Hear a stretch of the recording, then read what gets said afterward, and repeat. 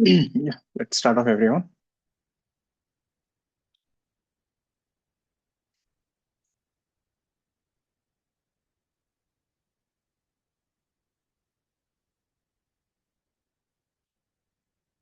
Great. So last thing we have finished with center of mass. Today we'll be starting with rotational mechanics. Important chapter for advance. Every year at least you get 2 questions in advance from this. Yeah, that is regarding the exam, but yeah, quite a good chapter actually. It literally covers everything we did so far. Center of mass, work power energy, right? And you can think of, like you will not find it tough. Meaning, so far, if you have done things well, you have done your work, you will not find the chapter really out of the world, except for a few parts. But this is like your peak chapter in mechanics. So after this, things will be like, yeah, normal. So let's start off, and everyone else, please keep your cams on. So let's start off. We start the whole thing with the definition of a rigid body. We did define this in NLM.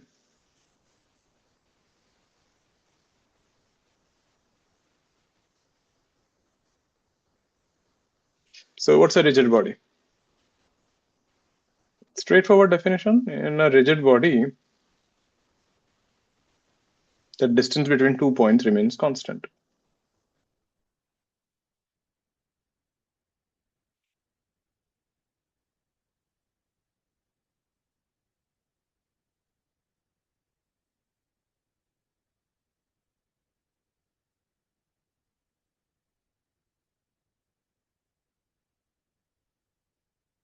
There. That's a pretty straightforward definition, meaning you take a rigid body, you choose 2 points, no matter what you do, you cannot change the distance between them. That is, body cannot be deformed. You cannot compress it, you cannot elongate it. Hypothetical, they don't exist in nature. But this one statement, right, the distance is constant.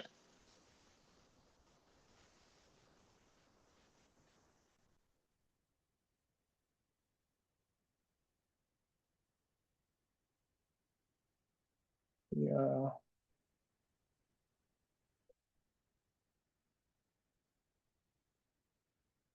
Hang on a minute. People are. Yeah. Okay. So this thing, right, gives you a very powerful statement. So on a rigid body,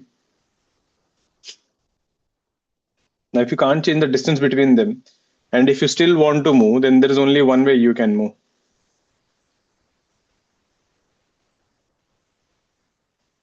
The only way one point can move with respect to another point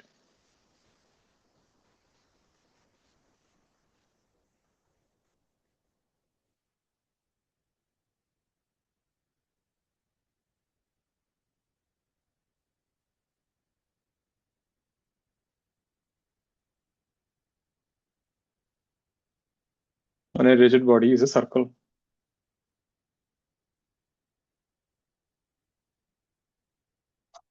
That means if you take a rigid body and if you choose 3 points A, B, C, and if you ask A, how is B going? A will say, meaning if you have an observer standing on A will think B is going on this circle. There is no other way. Because if they try to go in any other direction, the distance between A and B will change. Similarly, if you ask A about C, A will also say C is going in circle. So they'll all go in concentric circles.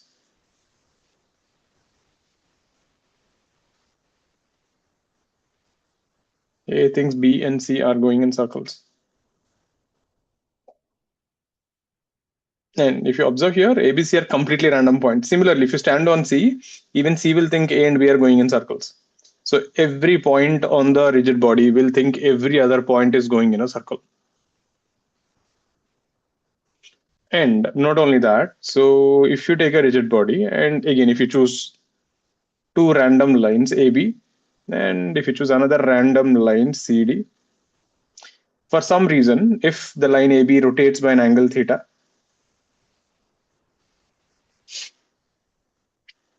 the line CD also must rotate by an angle theta. Why is that?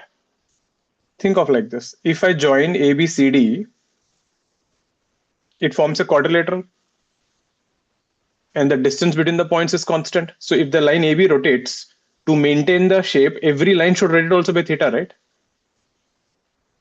Is that logic making sense? If you make a random quadrilateral, if you say if you rotate one line by theta, then every line will rotate by theta, or else it won't remain the same quadrilateral shape. That means the distance between the points has changed. Are you getting this? That means on a rigid body, all lines rotate by same angle.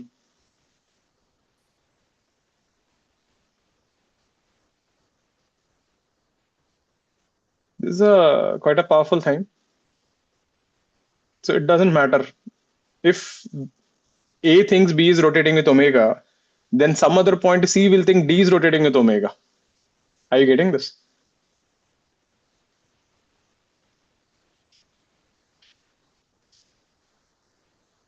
So we can say all lines on a rigid body have same angular velocity.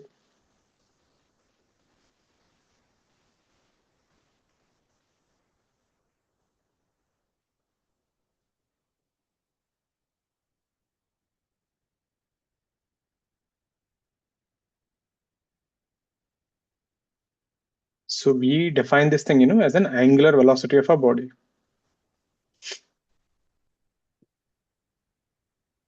Now be careful. In circular motion, you studied angular velocity of a particle. Both are not same. We will talk about that. I'll give an example. But is this page making sense, everyone? All this we are deriving with only one definition. You cannot change the distance between 2 points. Bus. Just based on one thing, right? We can say, like, if you take any line on the rigid body, every other line will also rotate by the same angle. Clear with this? So if I put this in a more usable form. So if you have a rigid body, so choose any random line AB, and if you say this line rotates with omega, then any other line CD will also rotate by omega.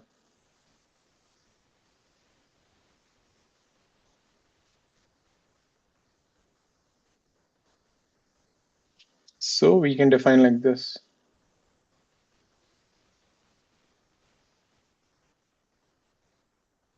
Angular velocity of a point with respect to any other point on the rigid body is constant, or is same.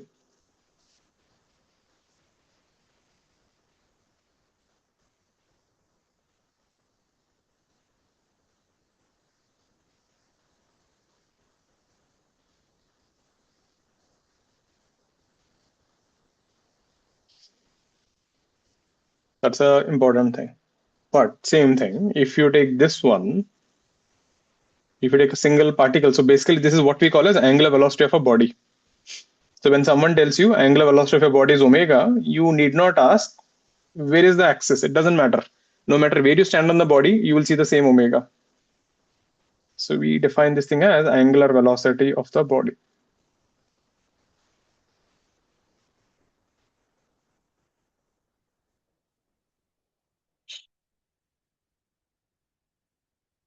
But same thing, if you take a particle going in a circle with speed u, if you remember, we have done this question in circular motion. If there are 2 points O and A,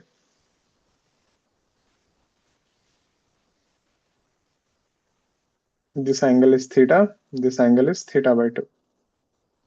So angular velocity with respect to O is u by r, which is d theta by dt. Whereas angular velocity of the point with respect to A will be u by 2r, which is d by dt theta by 2. So if you see here, angular velocity of a particle depends on the observer.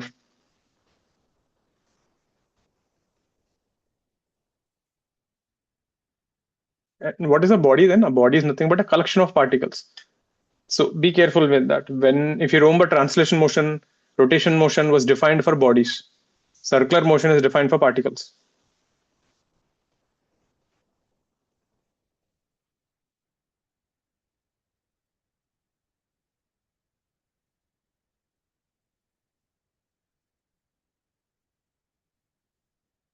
So whenever they say, right, angular velocity of a body is omega, we are talking about this.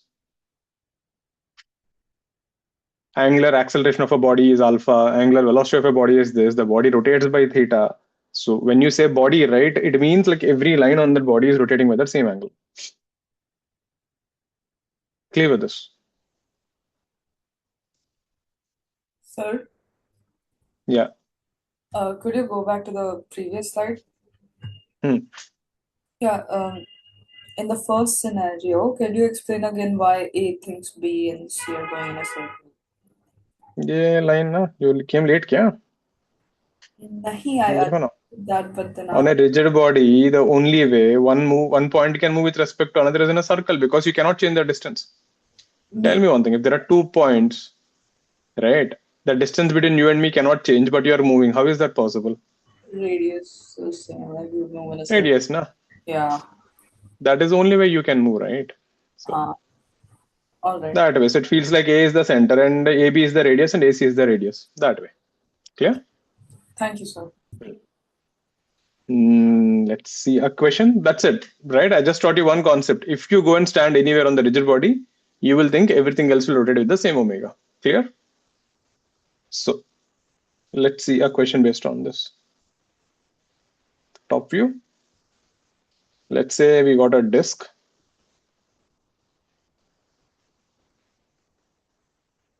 on a floor. Okay, this is a rigid disk on a floor.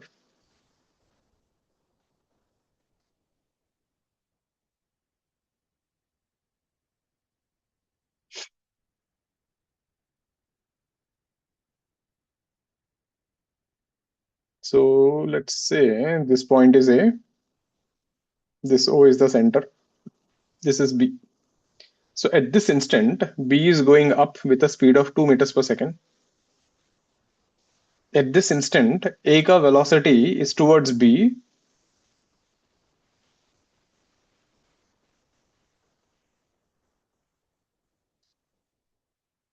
And the radius of the disk is 1 meter.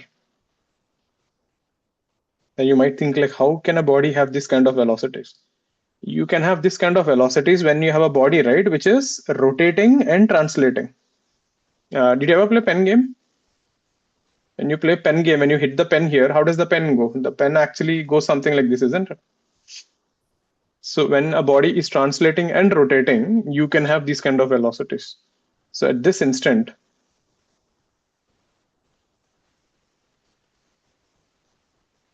velocity of B is 2 meter per second j cap. Meaning next moment, the velocities are going to change. VA bar is along the line AB. A ka velocity is not given. So using this information, find the velocity of A at this instant, velocity of the center, which is O, and omega of the disk.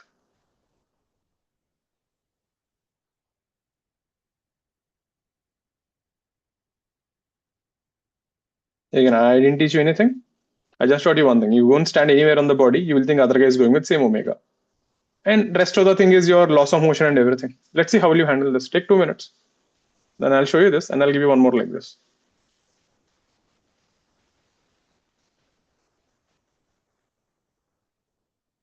Let's see how will you handle this.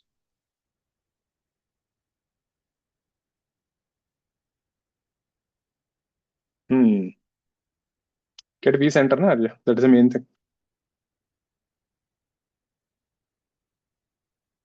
I hope everyone the question is clear. So this disk, right, actually is going something like this. It's rotating also and it is translating also. That is the reason you can have these kind of weird velocities.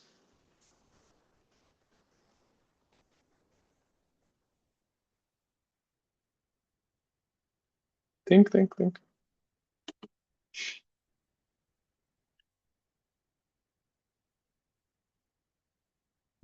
BA is right, Samyak.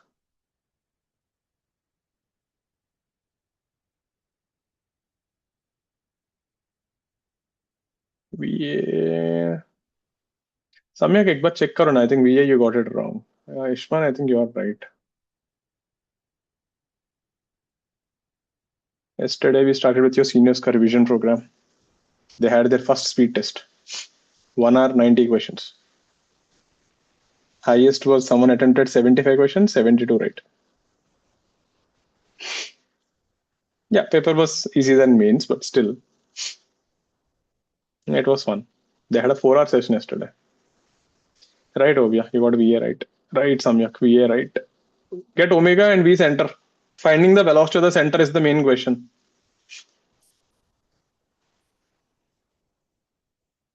Others, in case you're not clicking what to happen, we did this thing in rotational mechanics. Rigid body constraint. Velocity along the line joining must be same, remember? So VA ka velocity and VB ka component must be same. That you learned in laws of motion, rigid body constraint. Arya, give me an I cap, J cap, na?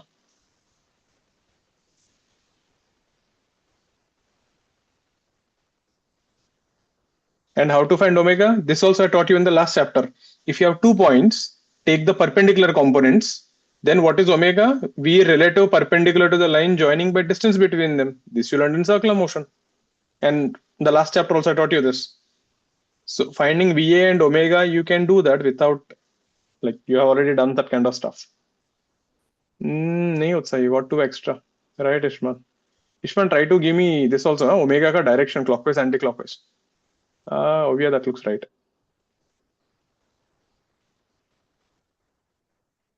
नहीं हो गया, जे cap का sign में सब हो गया देखो. Right, Srihari. Let's see the first one.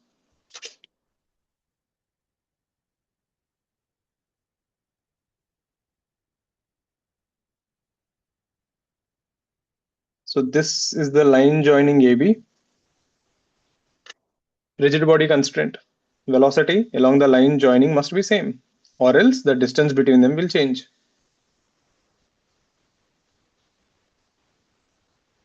In case you forgot, we have done this in NLM.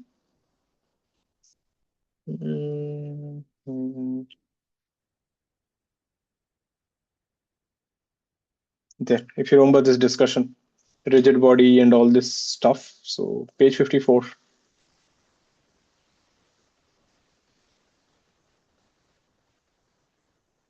Again, I'm telling you, forgetting is not a problem. After forgetting, what did you do? So if you look at this, then resolve the components. This angle is 45. So this will be 2 cos 45. This will be 2 sin 45. So velocity along the line joining will be 2 cos 45 must be equal to VA. So VA is equal to root 2 meters per second. You can divide I cap J cap, but that's okay. Next thing, how to find omega? Omega will be V relative, that is 2 sin 45 minus 0 by distance between them, R root 2. That would be 1 radian per second. Which direction? The 2 sin 45, you can clearly see it is rotating in this direction. So that's clockwise.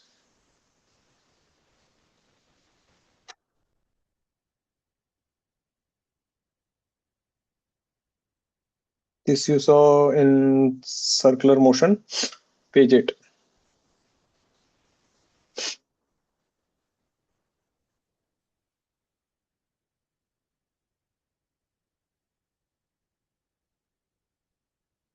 So there. So these two things you don't even need anything.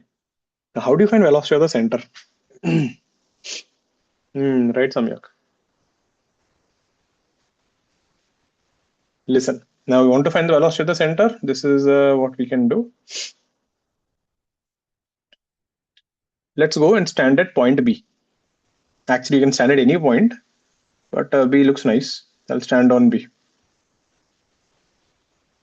So if you take an observer and stand on B, what will B think? B thinks everyone is going in a circle with what? Omega. Just now we discussed. The whole thing is rotating with 1 radian per second. So if you ask B, what is O doing? B will say O is going in a circle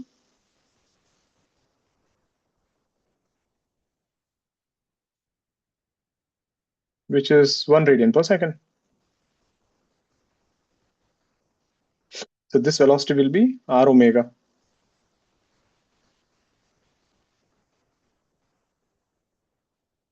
B thinks center is going in a circle.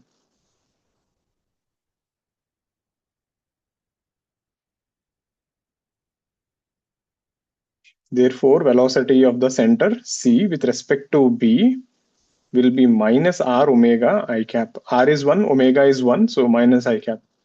So velocity of the center with respect to ground will be velocity of center with respect to B plus velocity of B with respect to ground.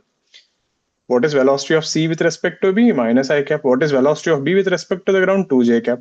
That's it. Is that clear, everyone? Stand on B. See how O is going. It will go in a circle. Now B himself is going in a straight line, so you'll get it. You could have done that with VA also. It works. Is the concept clear, everyone? Yeah.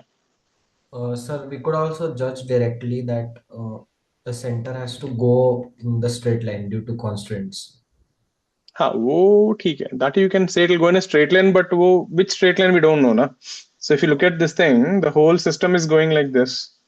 Center is going something like this, minus I cap and 2j cap, and the whole disk is rotating backward with 1 radian per second. Yeah. Meaning at this instant, na, we don't know, right? There might be an alpha and everything, omega might change, so we're not sure. At this I instant, this is the wasn't data. I wasn't talking about that. I was talking about the component of velocity along the direction of B from center. This one you're saying? Yeah. हाँ कर सकते हैं ना. Meaning you could have argued like that also. This velocity, ना, you will get two components. Yes. You could have done that also. All clear with this? You used IAR क्या? थोड़ा Initially, complicated हो गया वो. yeah. तो थोड़ा complex हो गया, but नहीं, that is not a wrong method to do though. You will see later on. Let's see one more similar question, but this time we have a square plate.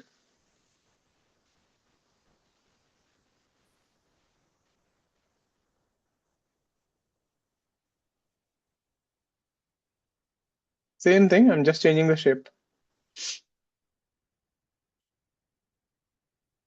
Let's say this is A, which is going with 2 meter per second,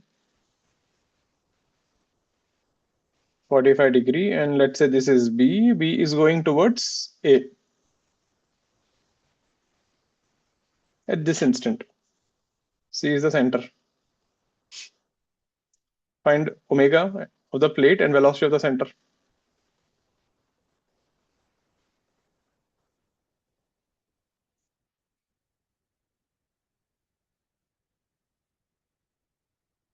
Next, omega of A with respect. Oh, yeah, it should be same. It doesn't matter how you calculate omega.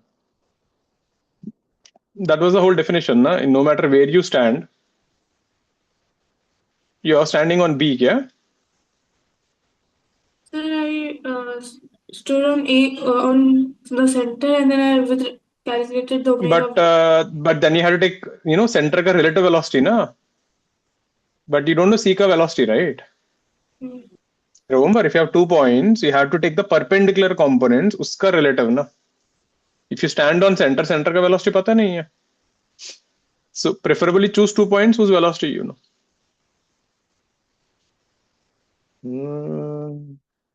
Reshman, that looks right. नहीं रे आर्या, एक बार check करो velocity of center. Give me an I cap J cap ना. I think you're giving magnitude, I guess. Yes, sir. Always velocity given vector form, that's more superior. Omega ne Srihari, that's not the answer. Siddesh, I want velocity of center. B नहीं है. हाँ सम्यक, omega is right. Right Arya. Try on the 30-40 seconds. This is something quite similar to the previous one. I just changed the shape. There is nothing new actually.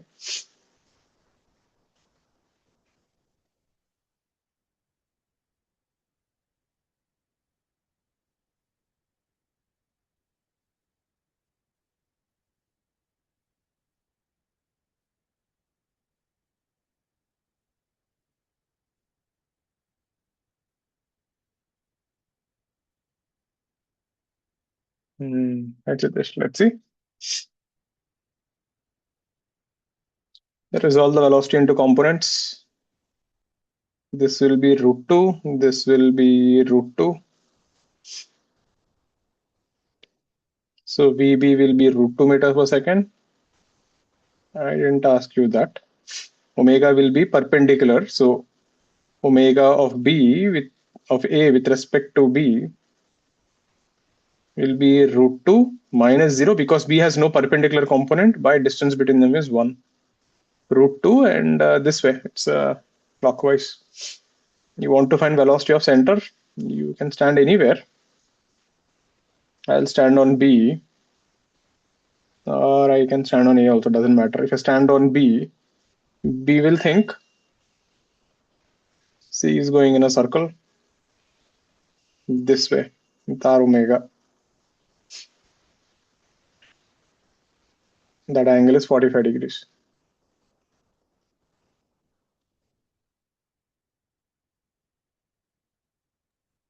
R is how much? Root 2. Omega is how much? Root 2. Because that's a half diagonal, right? Root 2, 1 by root 2. This distance is 1 by root 2. That's 1 meter per second.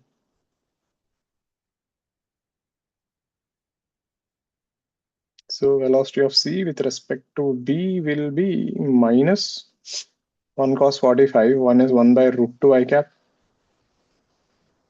Minus 1 by root 2 j cap.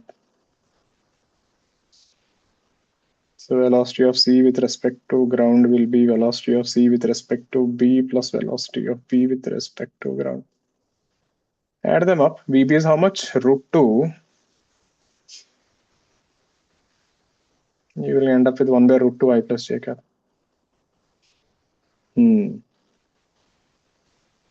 Yeah. Clear with this?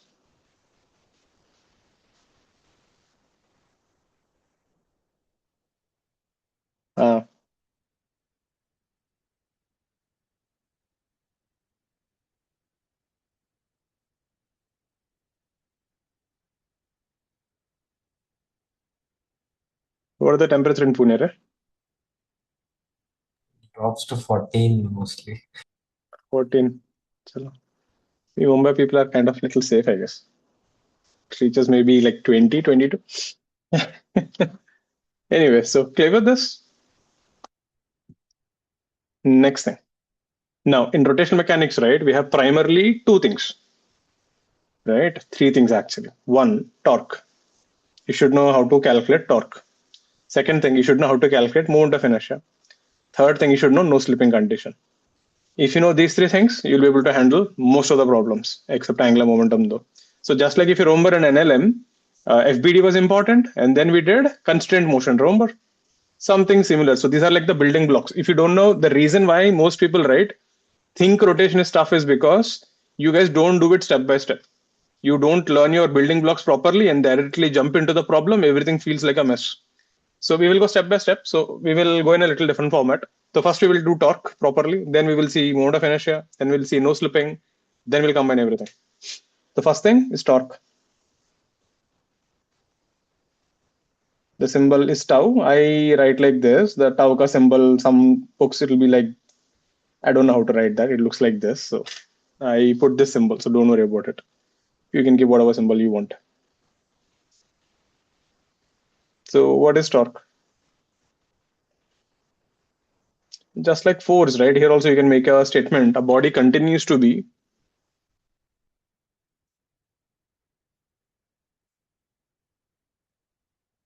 in a state of rest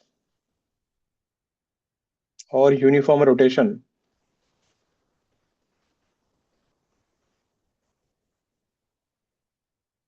until and unless a torque is applied.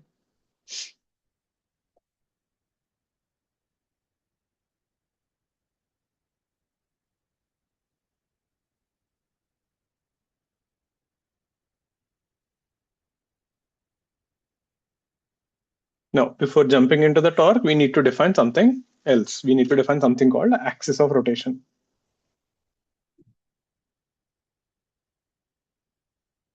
So in NLM, right, we didn't have a problem. When I say a force of 20 newtons is acting, 20 newtons is acting. Your life was easy. But in rotational mechanics, when someone says, you know, even before you start the problem, the first question is always, what is your axis of rotation? If you don't know what is your axis of rotation, then you will go up everything. Your answers will be different. So we need to define axis of rotation. So if you take a pure rotation, if you take a rigid body, and when it is rotating,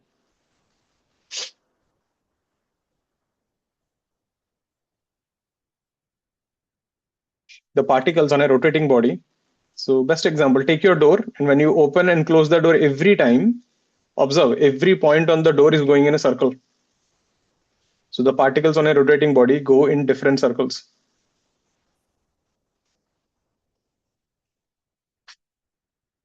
Some might match, but not all.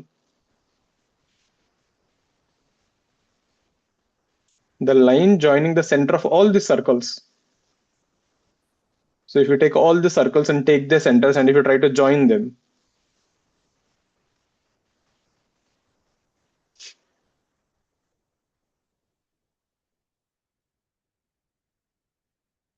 circles is called axis of rotation. So basically, when you take your door ka hinge is an axis of rotation.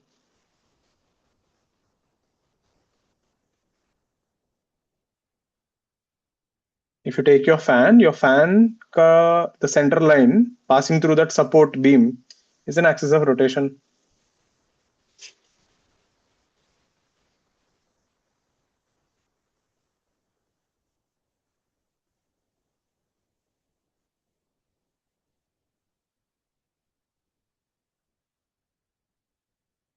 So whenever you rotate the door, you can see different points go in different circles there. This is your axis of rotation. So it's important you define your axis of rotation. Yeah, how?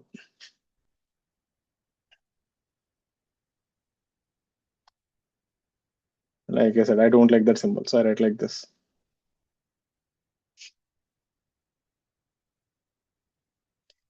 So if you take your fan,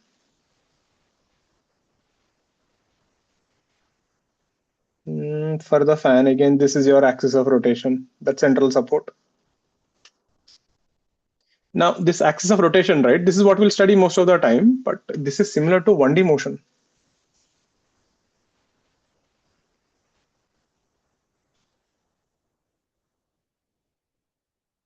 Remember in 1D motion, right, the particle always generally used to go in a single line or in a circle kind of thing. There's only one variable changing. So similar to that, even in rotation, right, there is a better one. It's called point of rotation.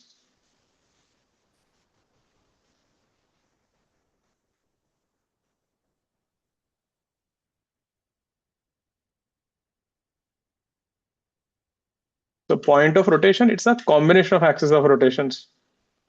I'll give an example. Best example, if you look at your shoulder, right, your shoulder is actually a point of rotation.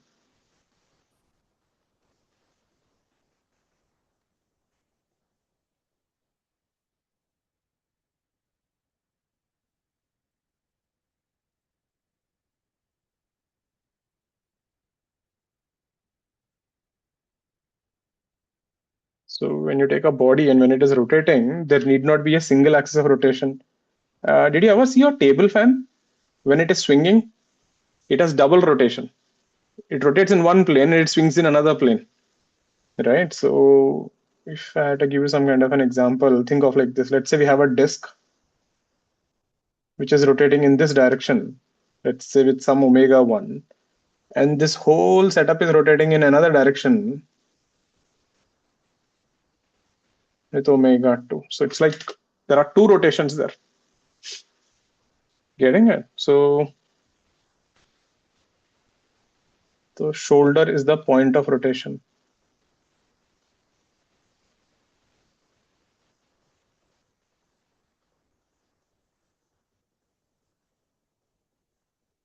So let me show you how it works. For example, see when you're taking your hand,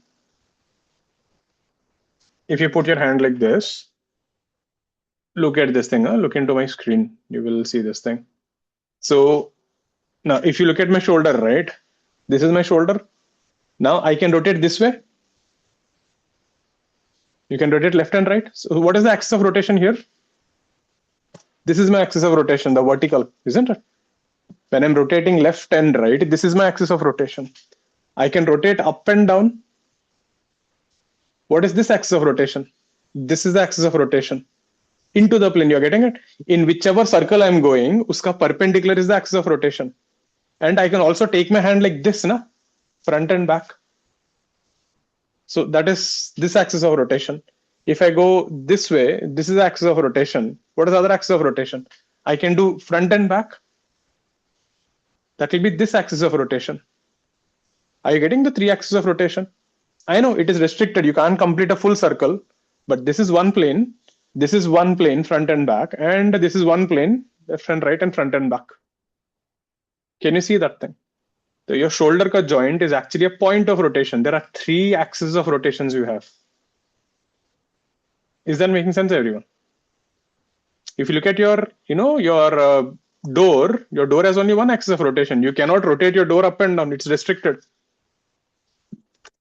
Look at this thing. Suppose if I take a book, if I take something like this, right? Now, this is like your door, isn't it? If I fix it like this, I can only move front and back, isn't it? If this is the door, I cannot move it up, isn't it? This rotation is not accepted. This rotation is also not accepted. But imagine the same thing if I'm just holding at one point. If I'm just holding at one point here, now see, I can go front and back. I can go left and right. And I can also go like this. Can you see the three rotations? If I just hold it here, I can rotate this. This is one axis of rotation.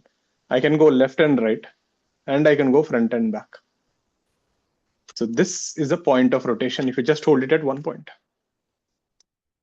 Are you clear with this? So your point of rotation is kind of like 3D motion. You have three axes of rotations. Clear with that? Any doubts on that?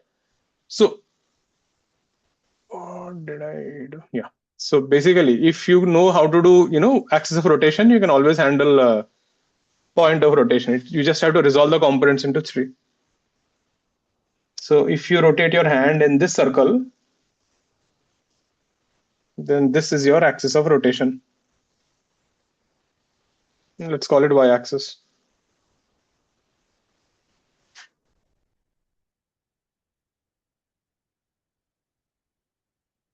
You can rotate your hand in front of you also. So this circle, you can rotate your hand this way also in this circle. So here the axis of rotation is into the plane, z-axis. Here, this axis.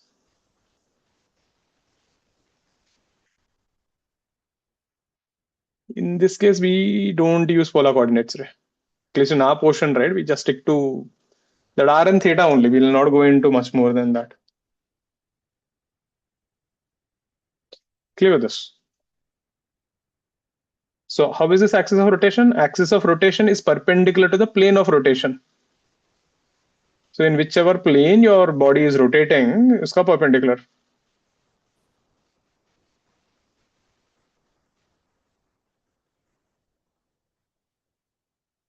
So that even before jumping into what is torque, you need to know what is axis of rotation. Rotation is perpendicular to plane of rotation.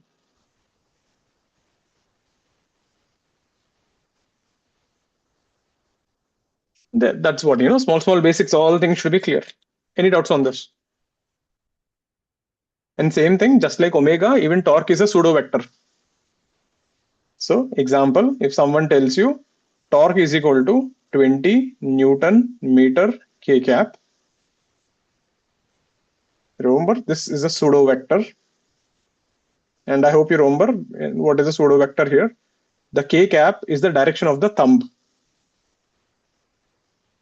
Pseudo vectors gives you the sense of rotation. They don't give you the actual direction. This we discussed in circular motion in detail. So the direction of the thumb and the curl of the fingers gives you the rotation.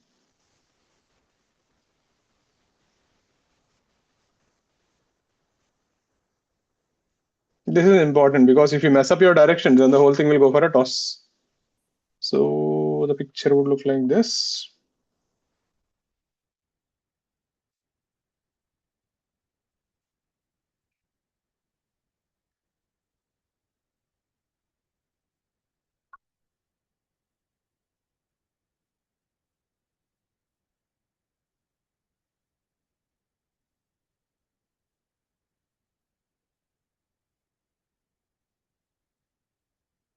So this thumb is the direction. This is the torque direction. This thing is your rotation, the blue line.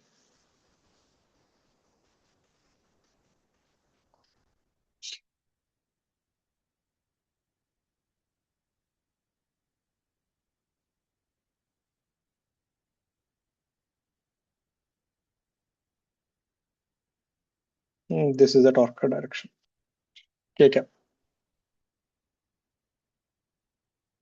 Clear with this? So direction of the torque and axis of rotation. Now, how do we calculate torque? Case 1. Now, what people realized, right? Whenever you want to rotate something, just applying a force won't do every time. So people realized force is not the actual thing which is making you rotate.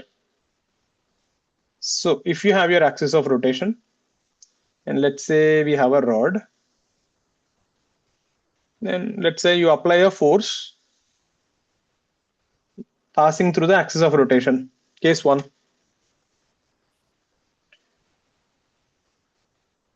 Force is passing through axis of rotation. Now, this is mostly experimental. You can check it out. Force is passing through axis of rotation. Meaning, again, the same example. See, if you look at this thing, so this is the axis of rotation, right? This is, so my hand here is the axis of rotation. Now, if I catch this, if I pull this, see, no matter how much I pull, it will not rotate. If I push this, it won't rotate. But if I apply force like this, it will rotate. So if you apply force such that if it passes through the axis of rotation, meaning you're pulling from the axis or pushing into the axis, it's not going to rotate. Is that making sense? So if you pass through this thing, we observe there is no rotation. Again, experiment, okay? We are trying to figure out what is torque from here. We observe no rotation. So one thing is clear, whatever is this quantity, it depends not only on force, it is depending on something else. So there, just because you apply force doesn't mean you'll rotate. Case 2, you take the rod and let's say you apply force F. F is perpendicular to the rod and in the plane. And let this distance be R.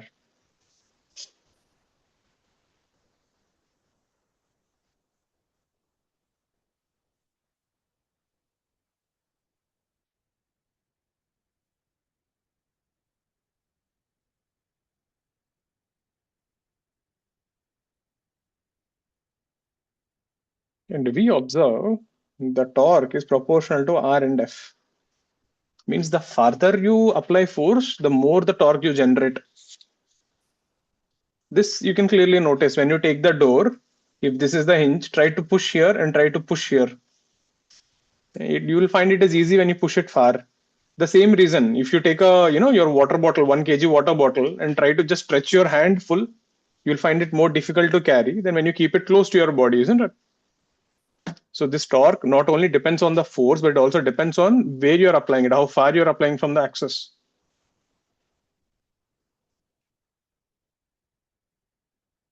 The case 3 will actually give you the thing.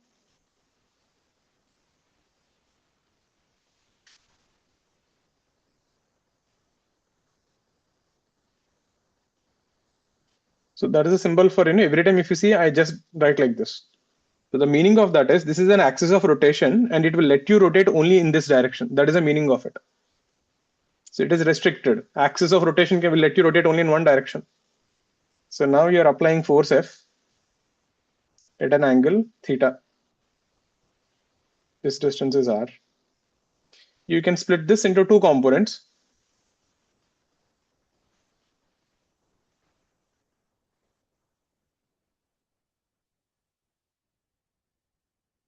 One is F sine theta, F cos theta. This will pass through the axis. So this is your case 1. Torque is 0. This is F sine theta, which is perpendicular. This is case 2. Torque is F sine theta into r. So this gives you an idea there. Torque depends on the distance, force, and also the angle between this r and f. Now we do more experiments and we combine all this stuff and then we end up with this formula where torque bar is equal to r bar cross f bar. And be careful, r bar is not the position vector. R bar is a vector from axis of rotation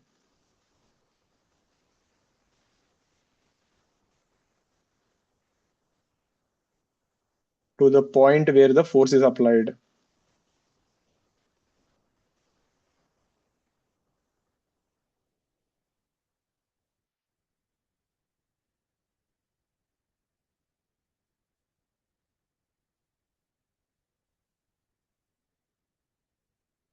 There, that's quite an important thing. That's our first formula.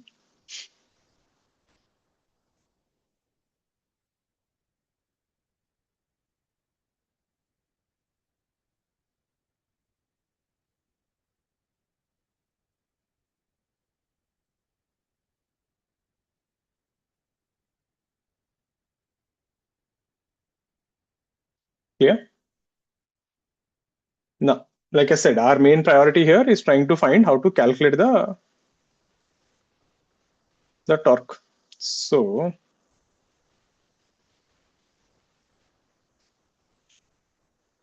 every time you'll not do this vector form and everything. So listen, there are two ways we can modify this. So torque, you can write it as r into f sine theta. So give that sine theta to f.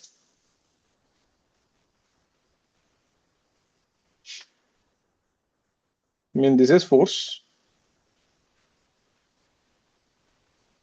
This is r bar. This is your axis. Remember, the angle between vectors is when you join them tail to tail. So this component will be f cos theta and this component will be f sine theta. So we can write torque is equal to r into f perpendicular. So resolve the forces along the axis, perpendicular to the axis, and take the perpendicular component. Or give that sine theta to r sine theta into f.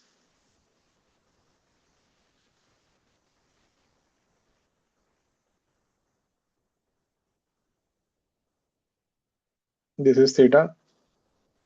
This is theta. So from here, if you drop a perpendicular, this distance will be r sine theta. So you can also write torque is equal to r perpendicular into f. This is one of the most used one, no? The second form. So we extend the force vector and drop a perpendicular. This will give you the magnitude. Both are right. It doesn't matter. You can do any one of them.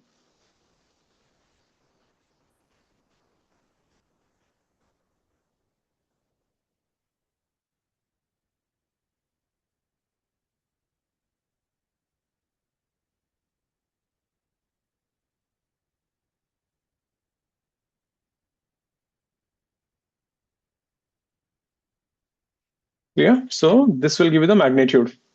How do you get the direction? Is this thing clear, everyone? Again, what I'm teaching you now, how to calculate torque, we will use the same logic again in angular momentum later on. That technique is the same. So you know how to get the magnitude and how to get the direction.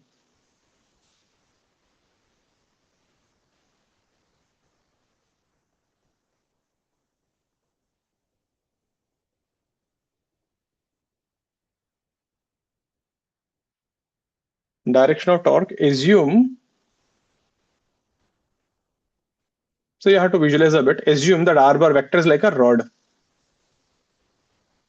right? And see the tendency of the r bar to rotate.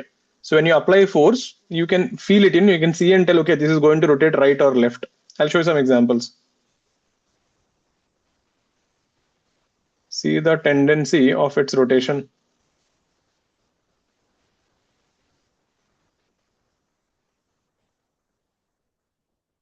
Right? And then use right hand thumb rule.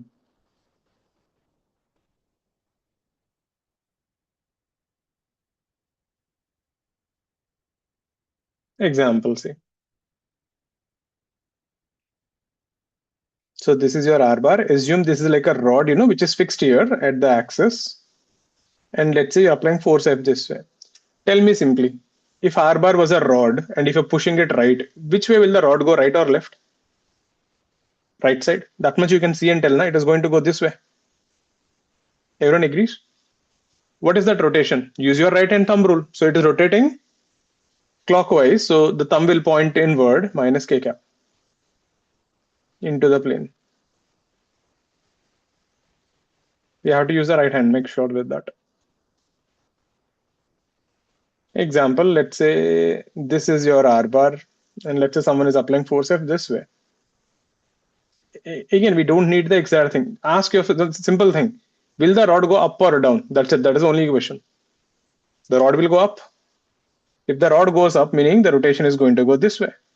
Then right hand thumb rule, this will be plus k cap out of the plane.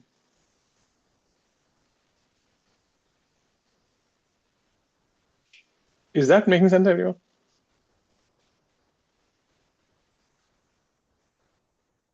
Clear, everyone? There is a case 4. We don't need that, but I'll just show you.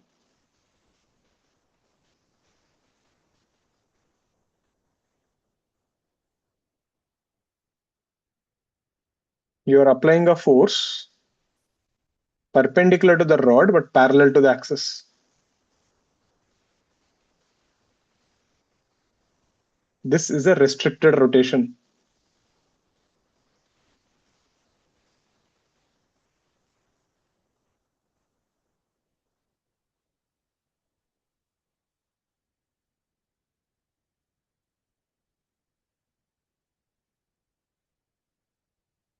Meaning in this case, the rod is trying to rotate this way, but the axis will not let you rotate.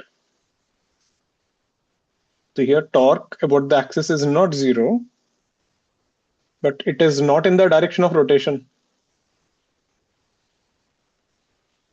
Getting it? So this thing is trying to rotate in another direction.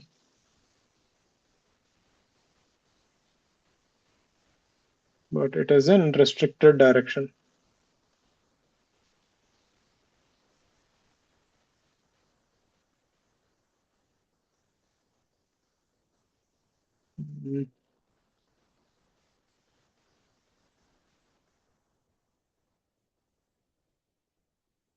It is a restricted road direction. So the rod won't rotate, meaning something will happen. The hinges will cancel the force or something. Examples, if you take a door like this, and someone is trying to push the door this way, can the door rotate like this? It can't, right? You're getting how? Again, if you look into my screen now, it is like this. So this is my phone. So technically speaking, if I catch like this, it can rotate only like this. But someone is trying to push it upward. Getting it? So technically the phone wants to rotate this way, but my axis is this. So I'm not letting it rotate go up. I clear with this. So that's a restricted rotation. We don't take that. So there's no torque in this direction. Clear? Great. So now you know how to calculate the magnitude, you know how to calculate the direction. So I'll give you some problems. You have to tell me the magnitude and the direction. So let's say we have an equilateral triangle.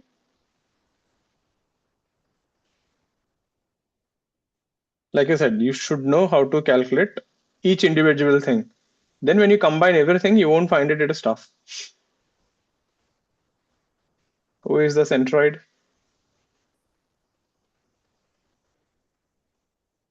So we have force here F1. We have force here F2. We have force here F3. We have force here F4. It's a midpoint here. We have a force here F5. This angle is 45. There. Find the torque due to all these forces about the centroid.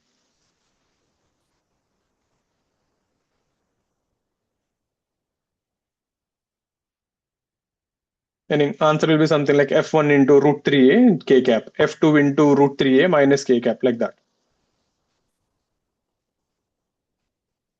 Now see, if I simply say find torque due to F1, F2, F3, F4, F5, it is a meaningless question. I need to mention about which point, about centroid. Because if I call this point A, if I ask you about A, the answers will change. हाँ रिया बोलो ना.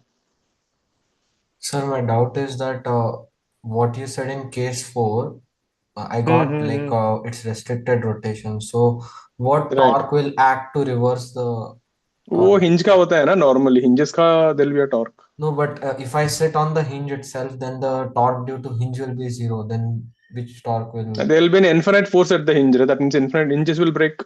Practically the hinges will crack na, eventually. Yeah. Okay. I was thinking about Theoretically the hinges will give shear. infinite. I was thinking हाँ about the वो shear आ shearing जाएगा. and bending moment. तो वही है ना. So that hinges which are there will start bending, right? You'll not consider that.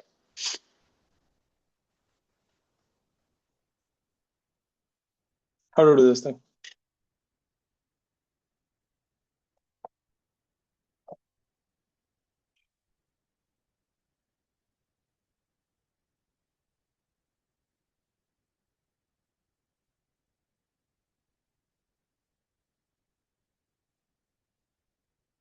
Get me the magnitude and the direction. Should I show you one? I'll show you one. Say, I'll take F1. So this is F1, and this is the centroid. What to do? Drop the perpendicular. Extend the force vector. Drop the perpendicular. And I hope you remember the distance. This distance will be a by root 3. Centroid will divide in the ratio of 2:1. And which way will this a by root 3 rotate? It will rotate in this direction. Because F1 is pushing it to the right, the rod will rotate to the right side. Therefore, torque due to F1 will be magnitude F1 a by root 3. Direction, right hand thumb rule, it is rotating clockwise minus k cap. Understood how to do? Get the rest. Direction is important, huh? Because you mess up the minus sign, everything will go for a toss. So rotation, this is your like first basic. If you don't know how to calculate torque, you can't even go ahead. And to calculate torque, you need to know axis of rotation, you need to know the magnitude, direction. Step by step.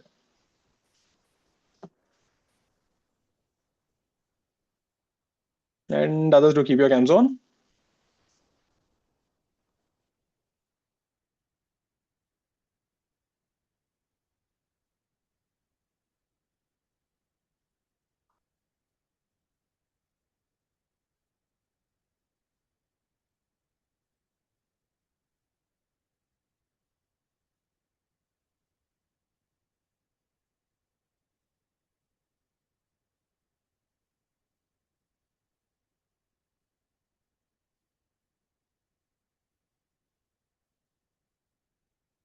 F4, F2. Okay, a by 2, root 3, a by 2. Okay, let's see. I don't remember the answers. I will give you, you can verify. Fast. This is nothing that you should get the distances for an equilateral triangle. Firbi, I think F4 and F5 are little okay. The remaining should be fine.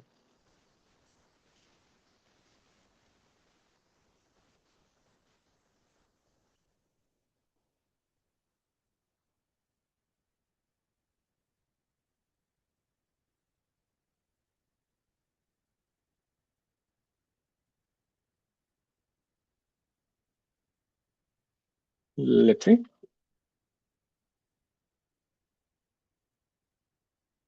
For F2, this is the force. Extend the vector. This is O. Drop the perpendicular. This guy will be A by 2 root 3. And this is trying to rotate this direction. The torque due to F2 will be F2 A by 2 root 3 and direction will be plus K cap. F3 is passing through that. So torque due to F3 is 0. That's your case 1. If a force passes through the axis, torque is 0. This is F4, that is a midpoint. So I will, again, you can find the perpendicular distance, but I find it empty, so I will do this. If I just extend the line passing through the center, we know this will be an angular bisector, 30 degrees. So this will be 30 degrees. So F4 cos 30, F4 sin 30. So I'm dividing the force into components. And this distance will be A by 2 root 3.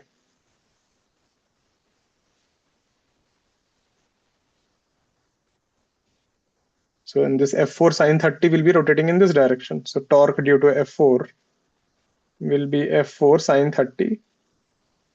Perpendicular distance A by 2 root 3, rotation clockwise minus K cap. Is that making sense? Or meaning F4 is there, you can extend the line and drop a perpendicular. If you want to do that, you can do that also.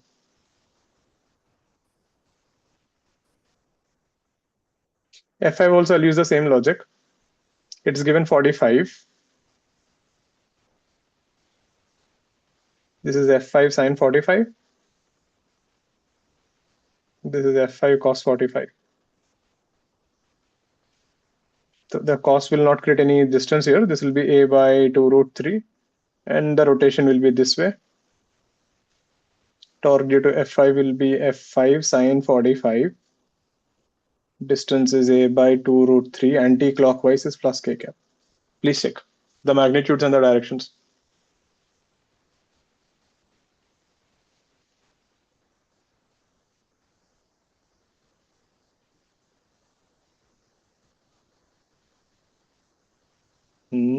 Ishmael, but as long as you get the same answer, it is right, right? You have taken this distance, kya? Aisa? Same thing, na? Like I said, you can take perpendicular distance or you can take perpendicular force. It will work. All clear with this? Understood? Let's see one more like this, and then we are sure like everyone understood. Let's get this also. Let's say we have a regular hexagon.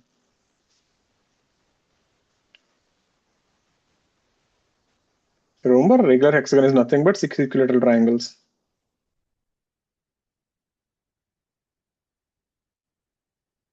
This is A. This is F1. This is F2. This is F3. This is F4. This is F5. Find the torque about it.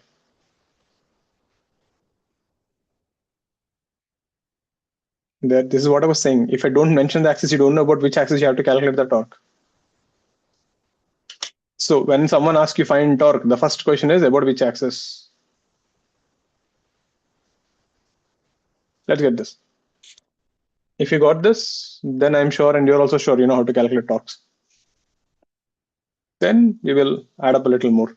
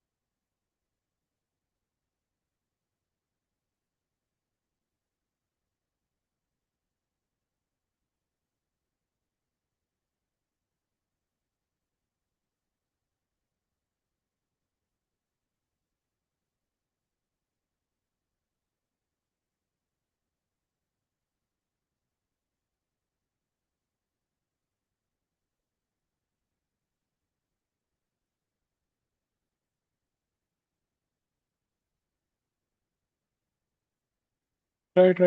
Minute more.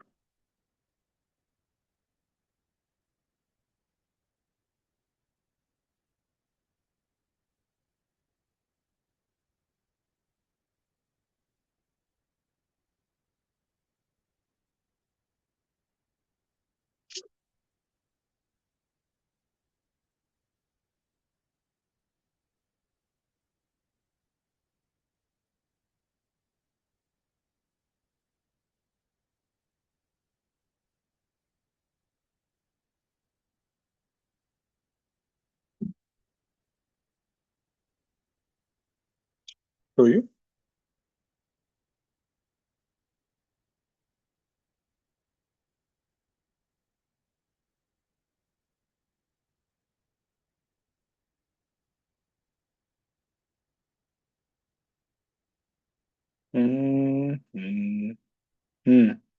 That is right, Rajat.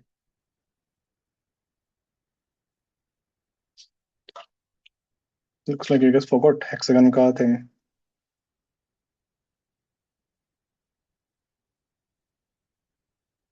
So if you look at a hexagon, this is made of 6 equilateral triangles.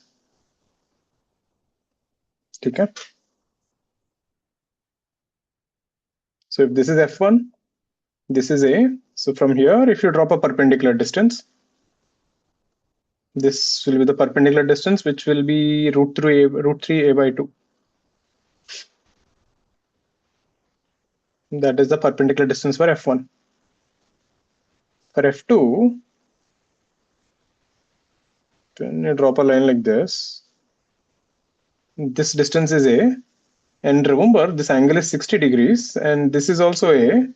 So this distance will be A by 2.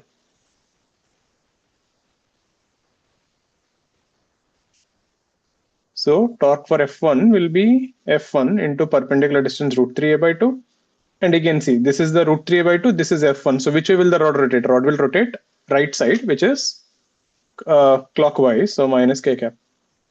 Is everyone convinced with the direction thing? You just need to ask yourself, will the rod go right or left? And then see whether it is clockwise or anti-clockwise. I'm more worried about the direction there. Please ask me if you're confused.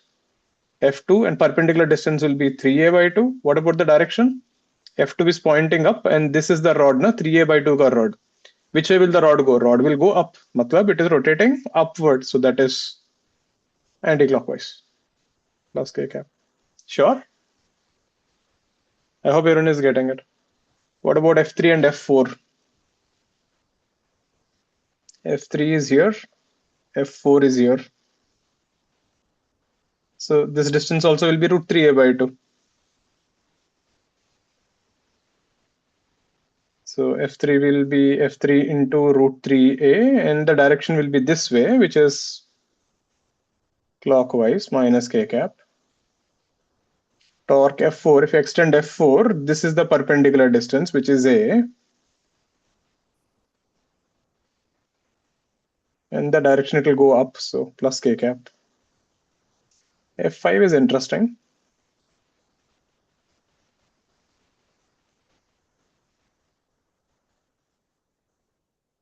If you actually join this line,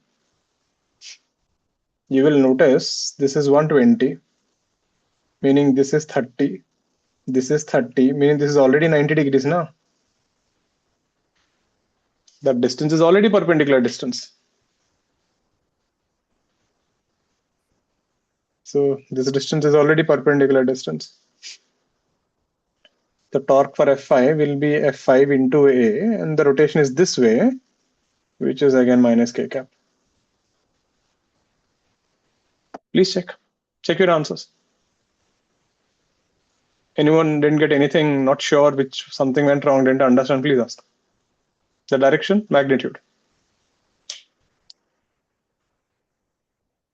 Here I have just dropped perpendicular distances for everything. You want, you could have taken components, but okay. Either way it will work. All clear with this? Take a 5-minute break, come back by 9:45, 9:46. We'll continue from here. Any doubts so far? This is important. You should know how to calculate torque. Go, take a break, come back in 5 minutes then.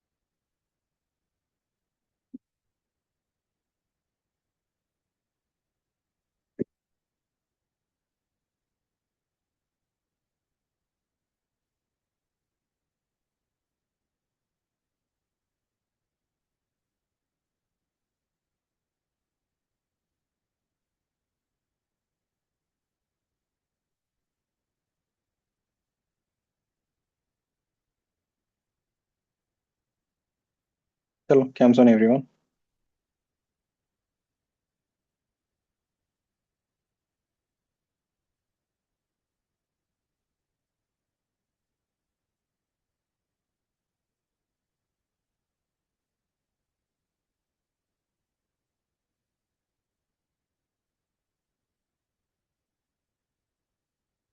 Let's get this. This will be a good mains question.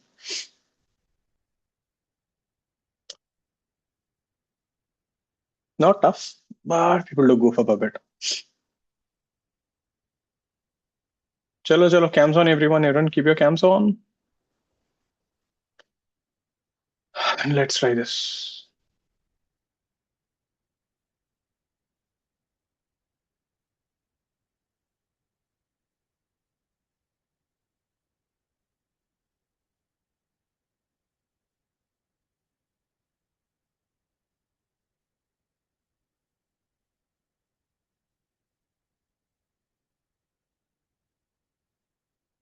Cams on, cams on. Let's try this.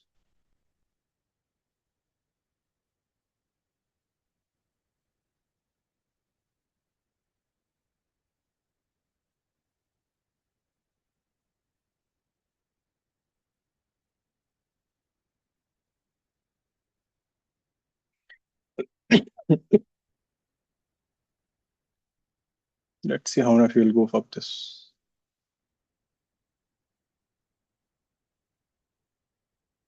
I hope everyone remembers how to do A cross B.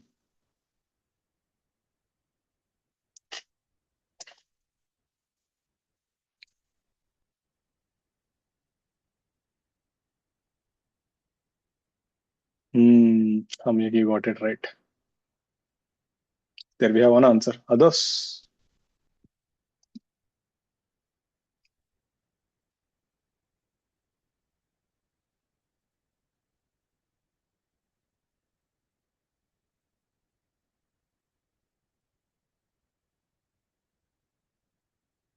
No, Shaurya. You didn't even fall into the trap. Right, Vanshika, you fell into the trap.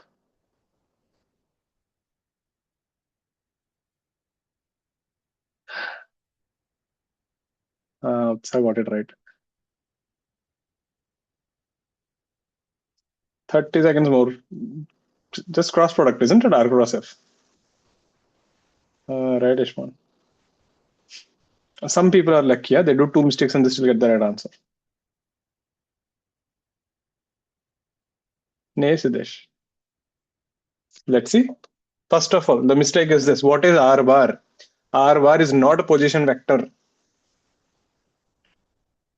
So here, where is the force acting? Force is acting at the origin. Where is the axis? Axis is point A. So what is R bar? R bar is a vector from the axis to the point where the force is applied. This is your R bar, which is AO bar. Are you getting it? R bar is not OA bar. That's what I'm saying. R bar is not position vector. So in this case, R bar, which will be AO bar, is how much? You're going from A to O. So it is 0 minus A. So 0 minus 1 minus I cap, 2J cap, and minus K cap. Clear with that? That is a mistake. So you'll get an answer with a minus sign. Then torque is equal to R cross F. Now some super smart people, what they do R ka mistake and they do F cross R. Minus minus goes off, you'll get the right answer. There is one guy who did that in the final exam. So hope no one has done that here. Okay. And then you know how to do the dot product. I cap, J cap, K cap, R ka coefficient -1, 2, -1, and F ka coefficient is 2, -1, and 3. This will be I cap 3 to 6. That's -1, that is 5, and minus J. Hope you guys remember this is plus minus plus. In case you forgot, go back to vectors and check it out. This and this will go off. That will be -3 plus 2 -1. That will be K cap 1 minus 4 minus 3. 5i plus j minus 3k. Check.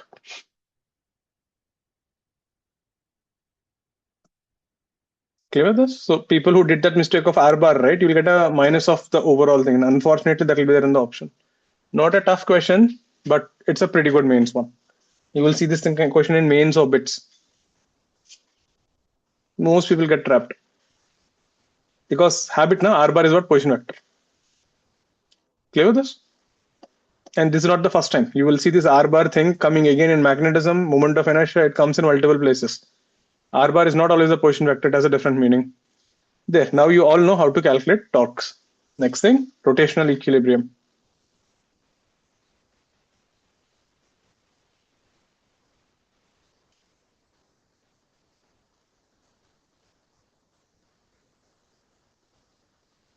So if the net torque acting on the system is zero,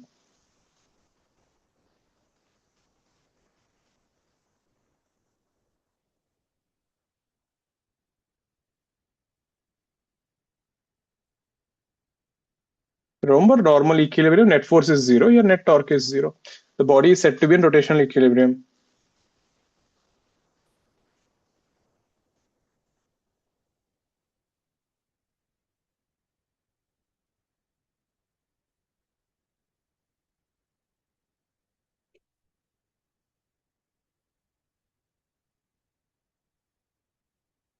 Now there comes a question. If you remember from the beginning I was shouting, whenever you say torque, ask about axis, ask about axis. And here I simply said torque on the system is zero. The reason, so for a body in rotational equilibrium, if you say body is in rotational equilibrium, torque about any axis is zero.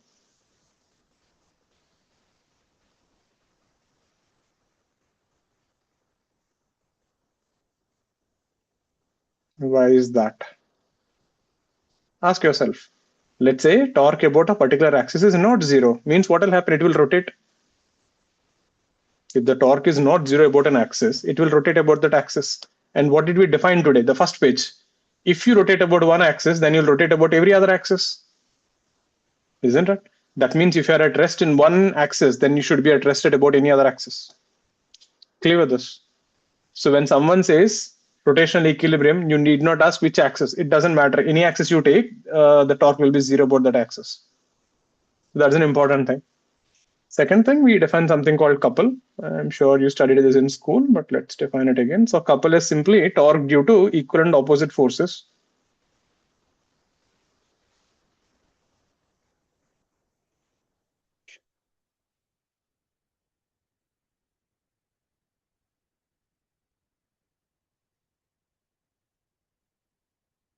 Again, torque due to a couple is also independent of axis of rotation.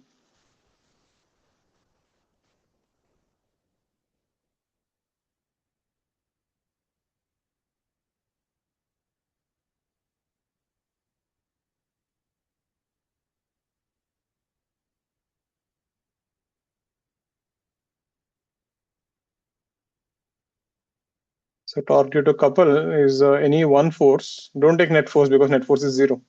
They're equal and opposite, they'll cancel out into distance between them.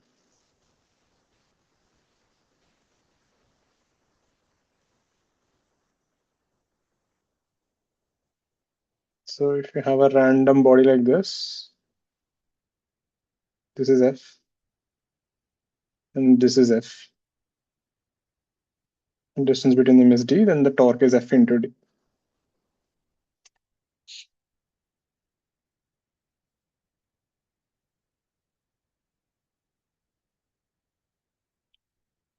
Clear?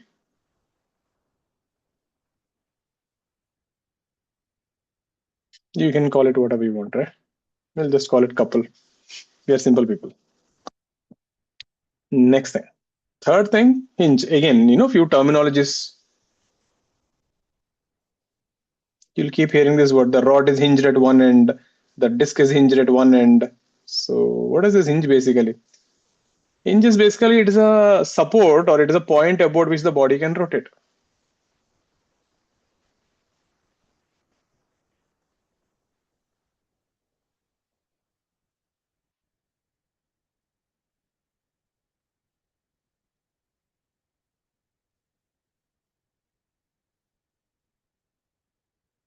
So this is how they will represent. So this is the symbol.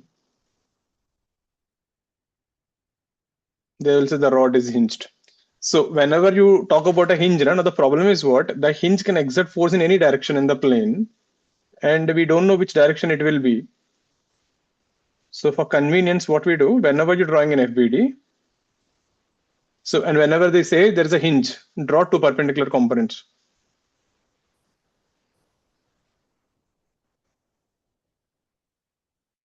Because we don't know the exact direction of the force, and we know any force can be divided into two perpendicular components.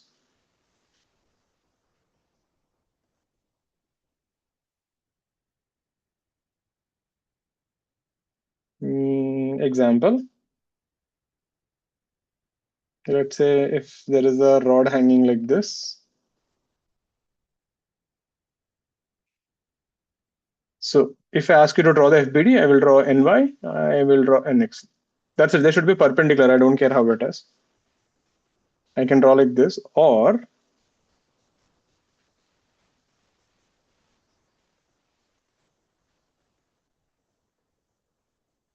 NY dash and NX dash. This is also acceptable. You just have to be perpendicular. It doesn't matter which two perpendiculars you want to take. And what will be the hinge reaction? The resultant of these two. So just keep that in mind. So whenever you draw an FBD, when they say hinge, just draw two components there. Clear with this?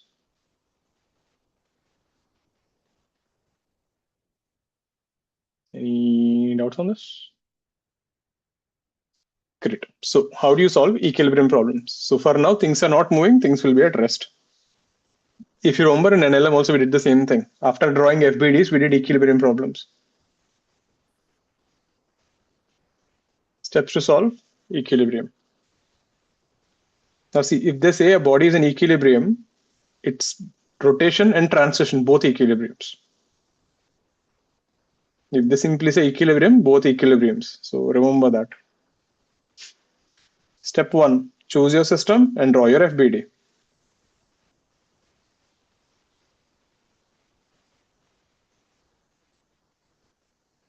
This, we did this in NLM.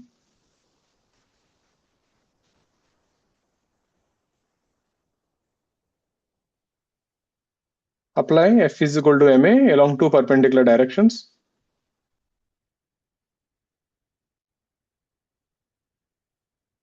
So choose your x and y axis and apply F is equal to ma. But since you said equilibrium, A is 0.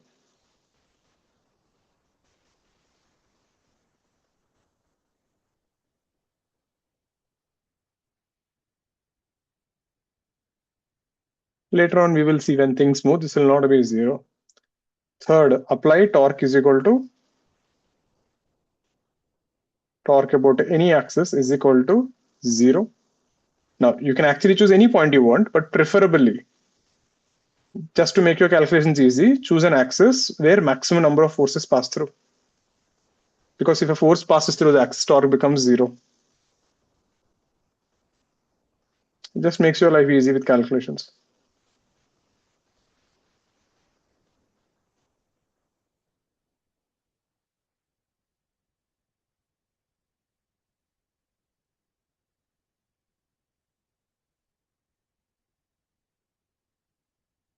Solve the equations. Clear with the steps? Let's start out with an easy one and then we'll slowly bump up the level. Any doubt so far? Anything you're not clear with the steps here?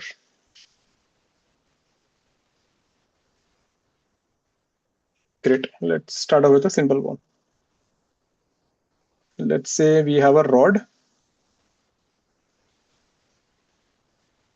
We have a string here and we have a string here.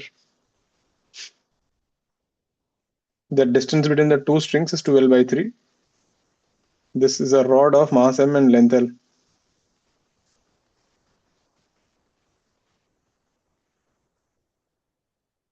And you tied two strings here. This string car tension is T1 and this string car tension is T2. Find T1, T2.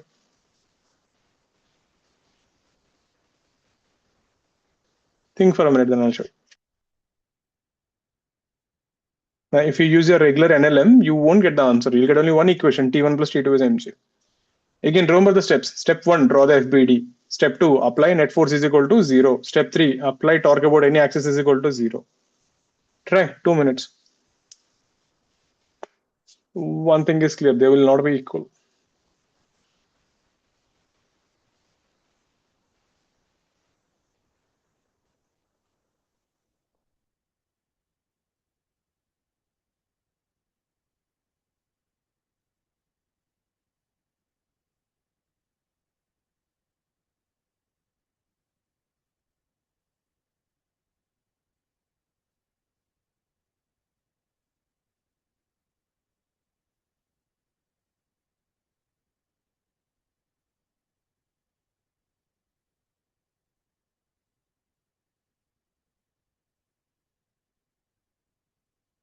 Right, Arya. Shaurya, I'm asking tension, Ray. What are you calculating?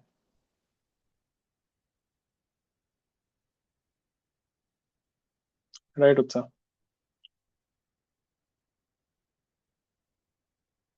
Right, Samya.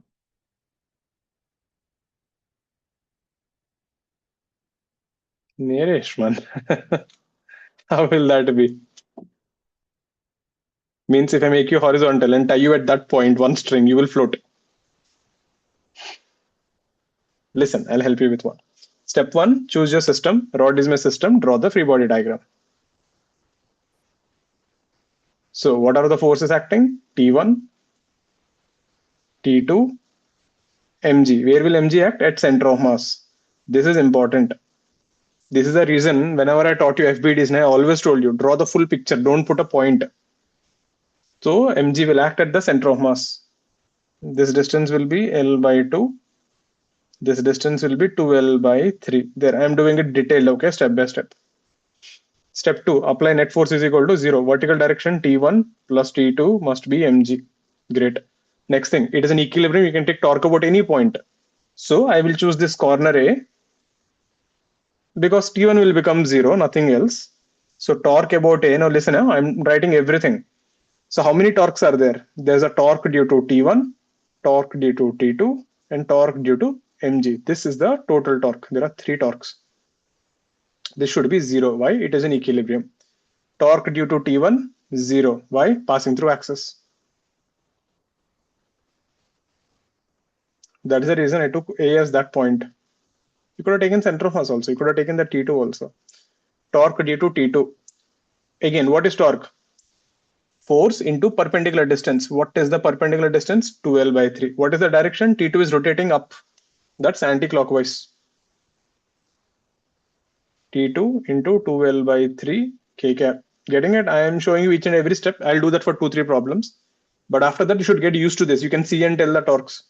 mg ka torque. mg ka torque is rotating in the downward direction. That is clockwise. mg, perpendicular distance, L by 2, direction minus K cap equal to 0. You get T2 is equal to 3 mg by 4. And T1 plus T2 is mg, so T1 is mg by 4. Clear how we did this? There are 3 torques. T1 will be 0 and T2 and mg ka torque will cancel. Once you get used to it, you can actually skip that step. You can see and tell the answers also sometimes. And always be careful. mg will always act at the center of mass. So if you don't know the center of mass results, you'll be gone. Clear? Let's see one more similar to this. But anyone not clear with anything that I did here, please ask. This is important. Because once you're comfortable calculating torques and all, then you can do complex ones. Let's say we have a rod. This is an important one. Huh? This will keep coming in another 2-3 chapters.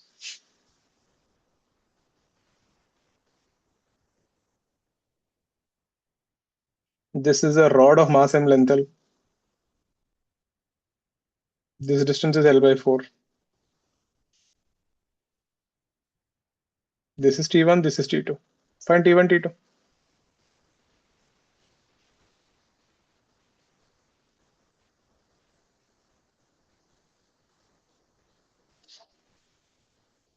Block ka mass is also capital M, rod ka mass is also capital M. The block is tied here at a distance of L by 4.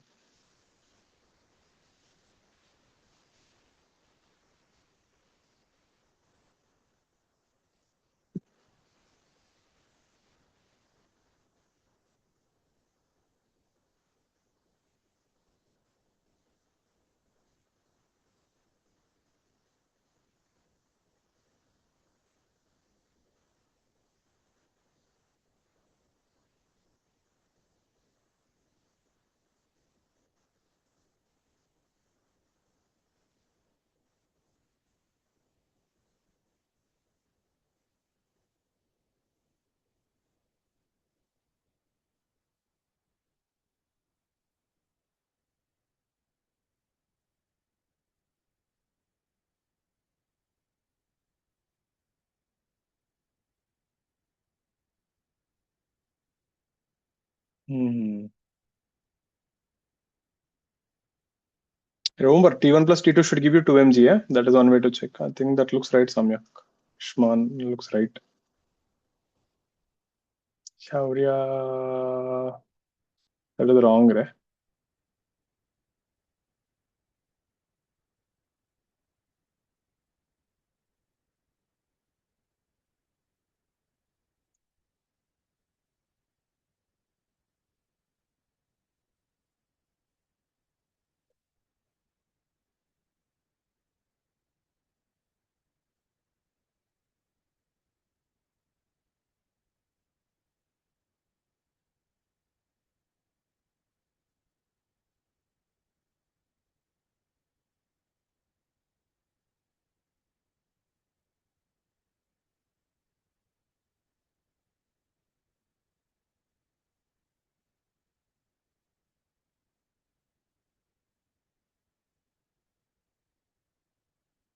You'll get 5 and 3 mg by 4 and 5 mg by something of that sort.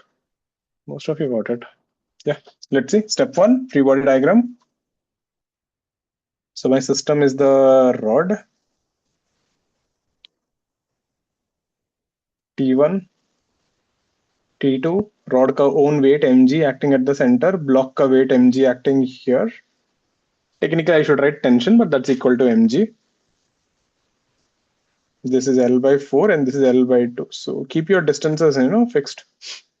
Then let's take torque about this point A. Force equation T1 plus T2 is 2 mg. I will take torque about A. That will be torque due to T1, torque due to mg block, torque due to mg rod. So when you're confused, write down neatly. If you are confident, then it is fine. Go ahead.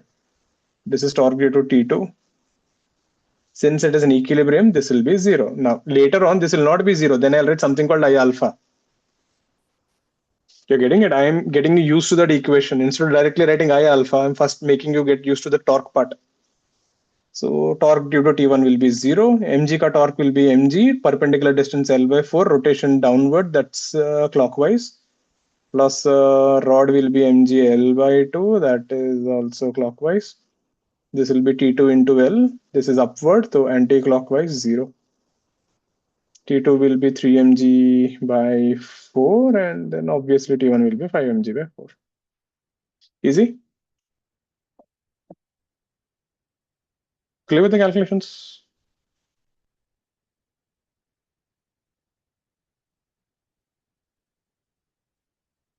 Any doubts with the steps? Okay, let's see one more.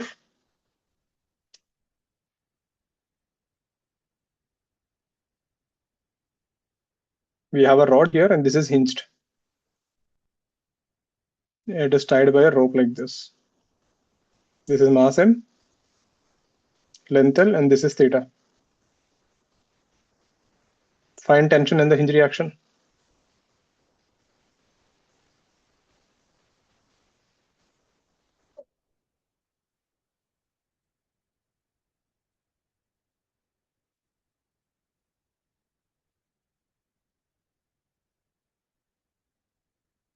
Gravity is there.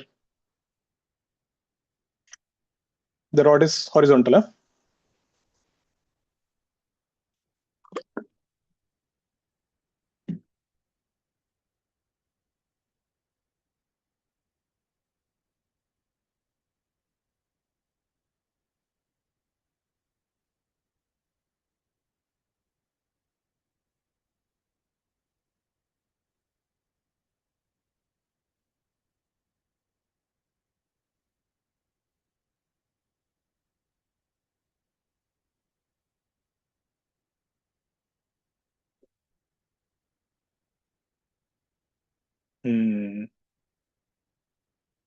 Let's see. I don't remember the answer. Can be right.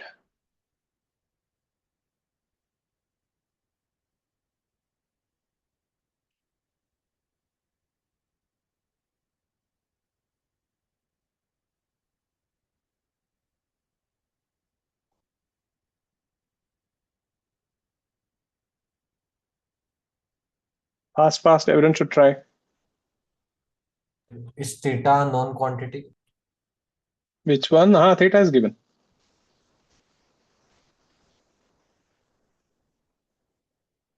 The answer will come in terms of theta, mg, I think tension everyone is getting the same, mg by 2 sine theta, it seems. Could be right. Right, Aditya. Tension, I think, yeah, most of you are right. Right, Arya. Get the hinge reaction. Remember, the moment I say hinge, remember nx, ny. You always have to keep that and then go ahead. उसके अलावा और कुछ नहीं. Hinge, there is nothing big deal about it.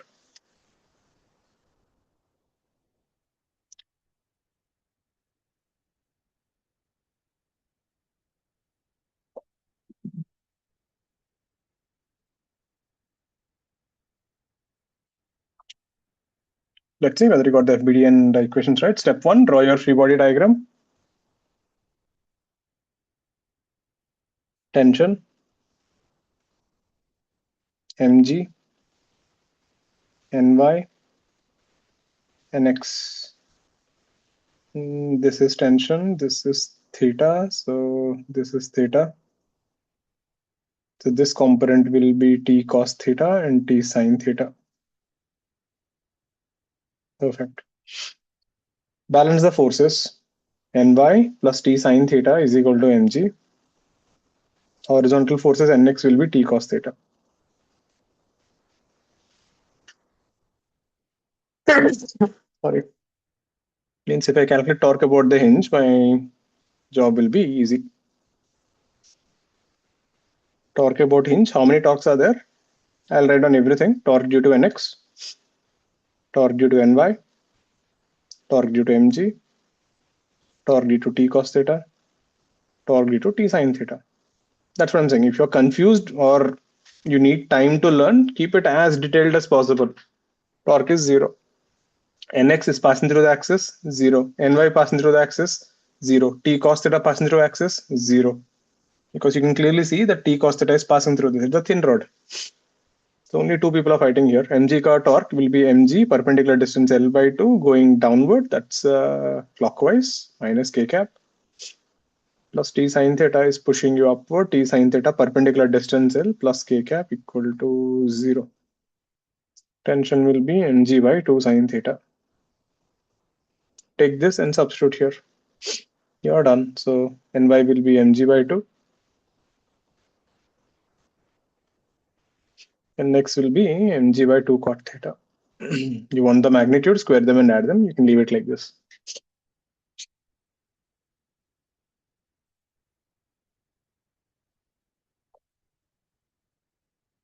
Yeah. All clear with this? Easy? Hope you're getting the hang of how to calculate torques in FBD. This is what I was saying. If you don't know how to calculate torques, you won't even go ahead. Clear? Let's do a little more complex one. This is another standard problem. We have a smooth wall, but we have a rough floor. Friction is mu.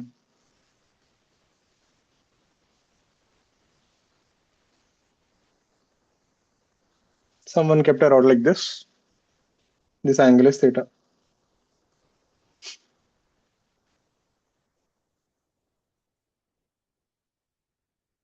This is a rod of mass m length L.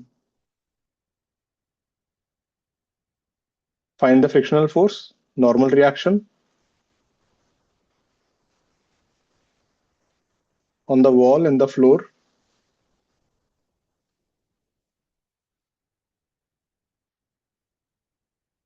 And a mu minimum, so minimum coefficient of friction, so that the rod does not slip. The rod is not slipping, rod is at rest. So what is the, if it is an exam, I'll directly ask you find a mu minimum that takes care of everything. So find the minimum coefficient of friction on the ground so that the rod does not slip.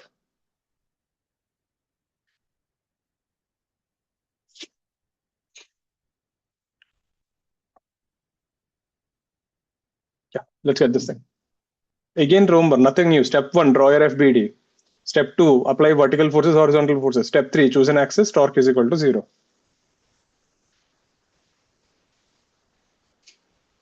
How many variables are there? Friction, normal reaction on one, normal reaction on floor. Three variables, 3 equations. 2 force equations, 1 torque equation. You should get it.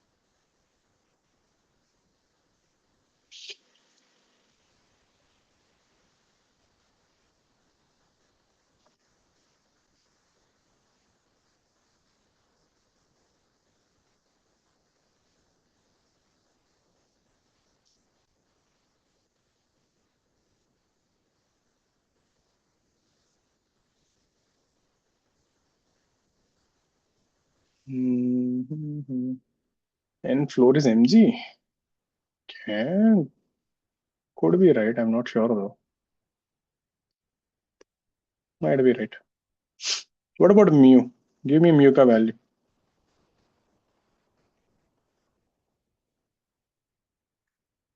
Just have to be careful. Then story is still the same, but there are angles now. So the perpendicular distances won't be so straightforward.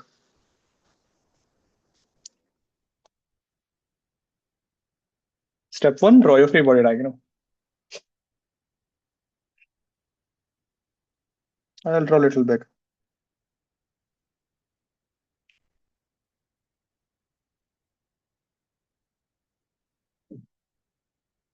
This is N1. I'll call it N, that is N ground.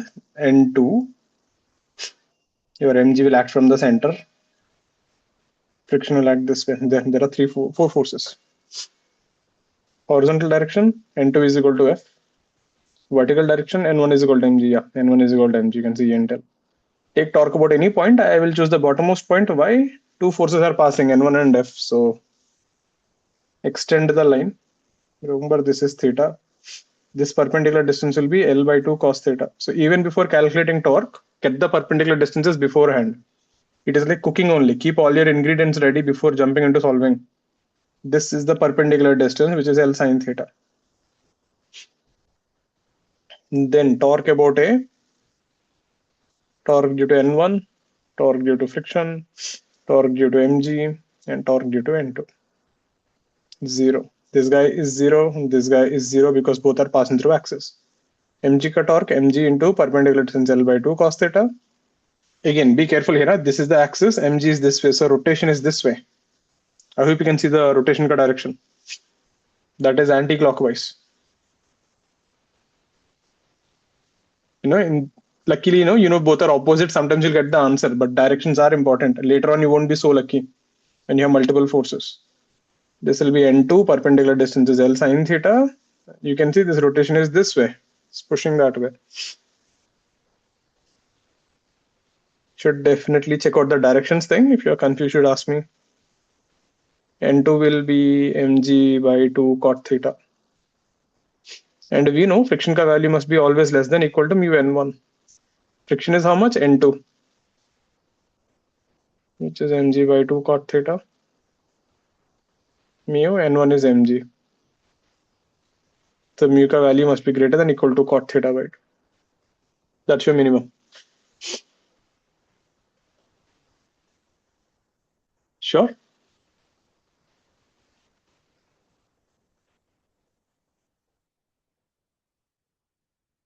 Any doubts on this? Clear with the steps? If you see, we are still playing with the same story. FBD, equation, torque, solve. Let's see something better. Let's bump it up a little more. Let's say we have a wooden platform. This is hinged here.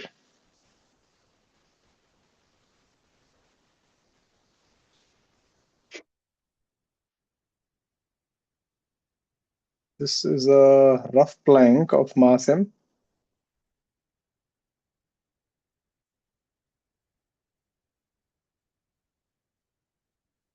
Length L. So x is equal to 0, x is equal to L.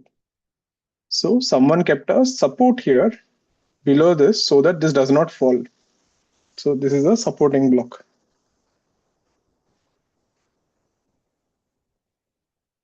What happens if you don't have that support block? The picture would look like this.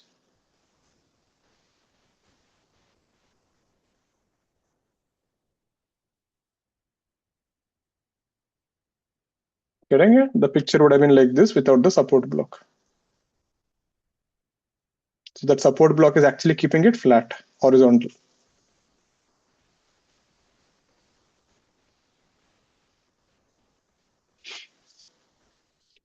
The floor is smooth.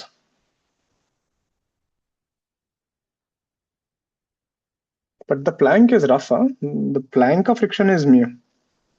This entire upper surface is rough. Now what you did, you started pulling this block outside with a force F slowly. You started dragging that block outside, meaning the block will come here, the block will come here. Eventually the block will come out.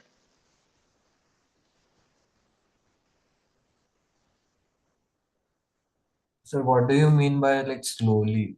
No kinetic energy. Slowly. Ah, what do you think is slowly?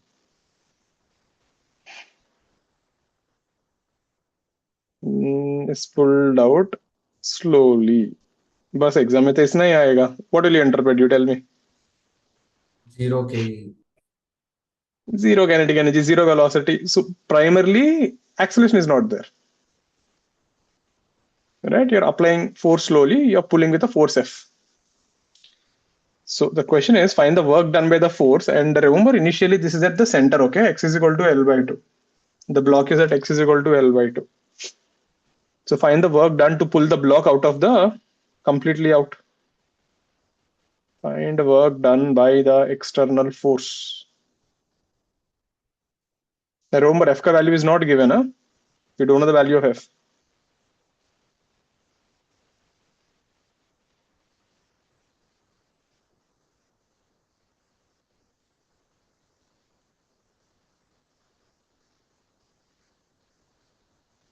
There, let's get this thing. Rotational mechanics, loss of motion, friction, work per energy.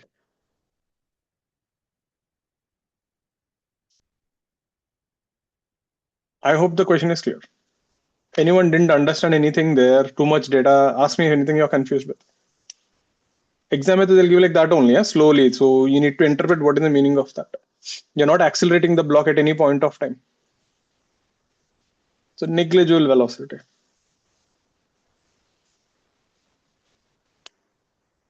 Let's see. It's a good one. Think. I'll give 3 minutes.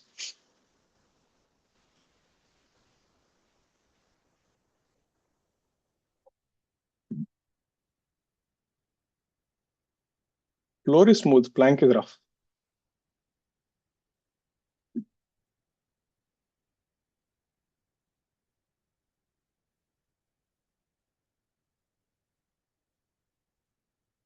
Hmm. Hmm. Right, yeah. Try, everyone.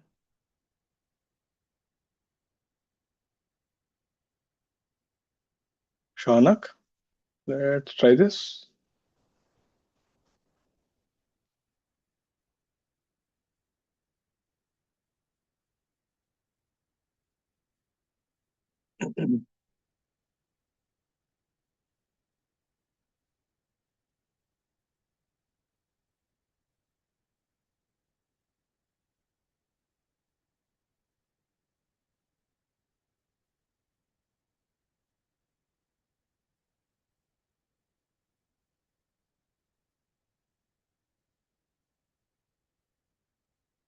Nere samyak.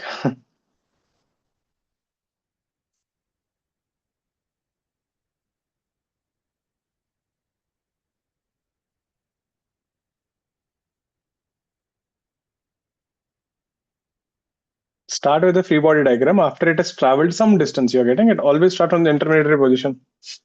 Someone says it is 0. Matlab, there's no need to do work only.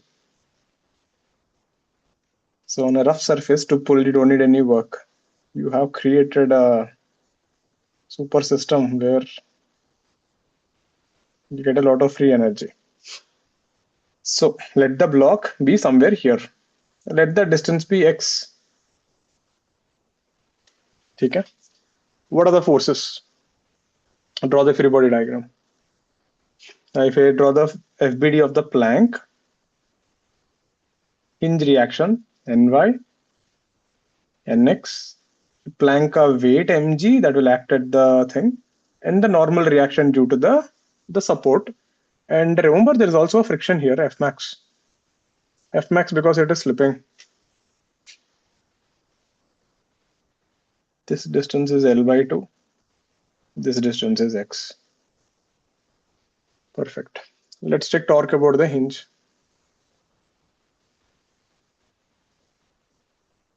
Nx, Ny, friction, mg, n must be 0.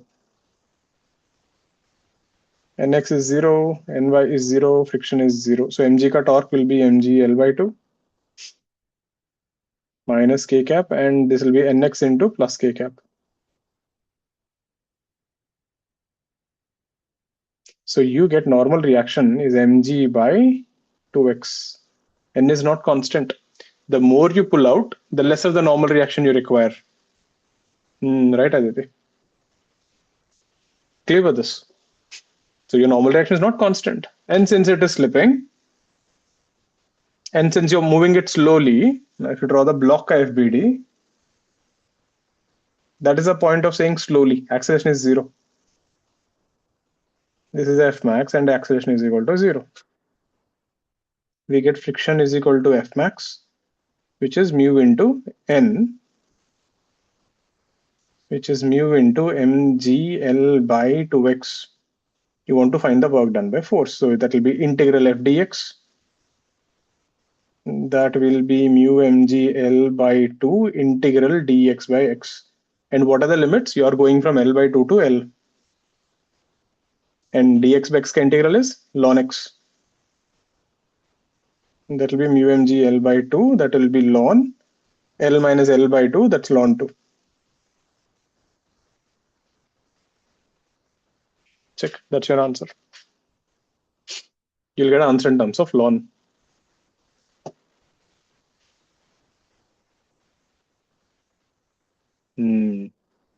Clear with this? Right, Utsa, Ishman, Aditi, Arya. Yeah, we have few answers. All clear with this? So as you pull the block out, you require less and less normal reaction. Next one. Next one. There, we brought work per energy and friction. Let's say we have an L-shaped rod.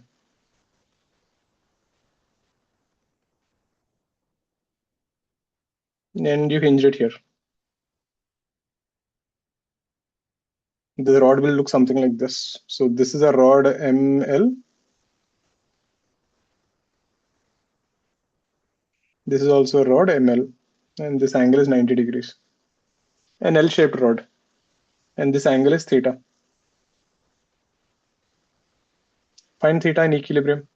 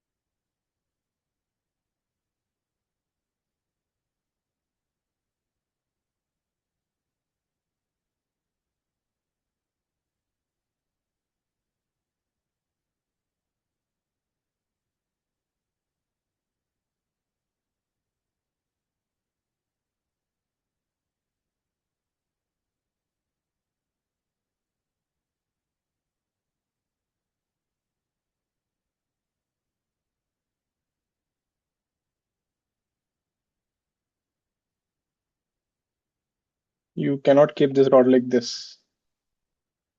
It won't remain at rest, it will start swinging.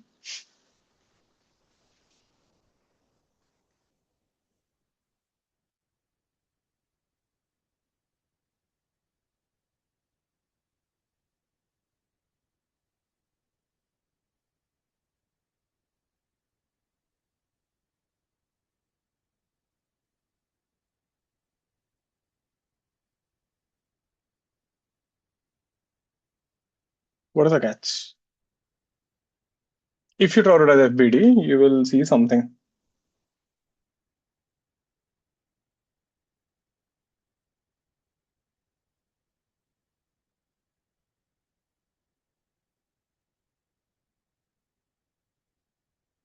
What are the forces? The hinge reaction, Ny, Nx, and there will be Mg. Now ask yourself, torque about the hinge, there are three forces. Torque due to Nx, torque due to Ny, and torque due to Mg. Must be zero. This is zero, both are passing through the axis. Therefore, torque due to mg also must be zero. And there is only one possibility. Therefore, center of mass must lie on the vertical line. Do you guys remember center of mass? This is one of the property. Whenever you take a body and hang it, the center of mass will be always below the point of suspension. याद है वो statement? Center of mass में that we wrote as a property actually. It actually comes from torque. There, this one. When a body is suspended by a string, the line joining in the point of suspension is always vertical. The center mass will be always below this. This I gave as an example here.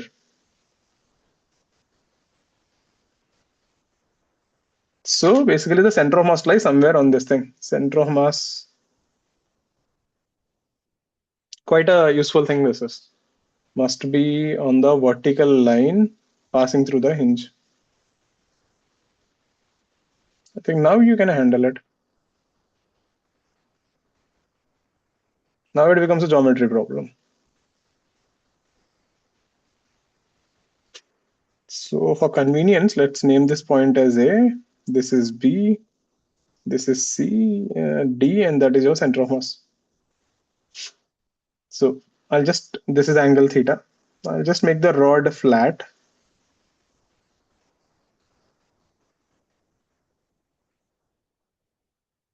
So this is A, this is B, and where is the center of mass? If I take this as origin 0, 0, this will be L by 2, 0.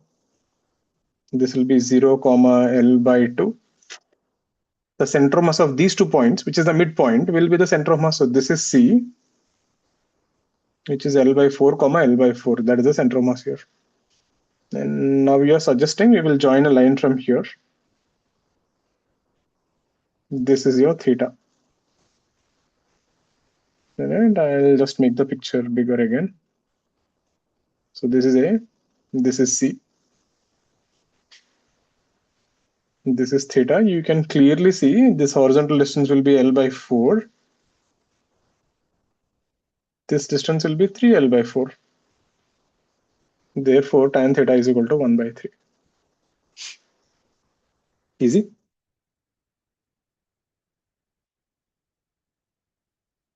Now you can get sin theta also from there, big deal.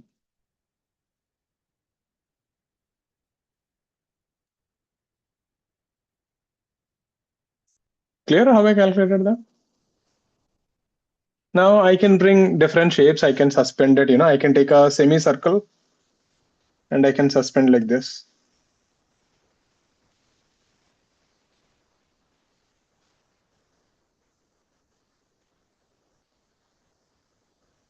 Can you tell me what will be this angle?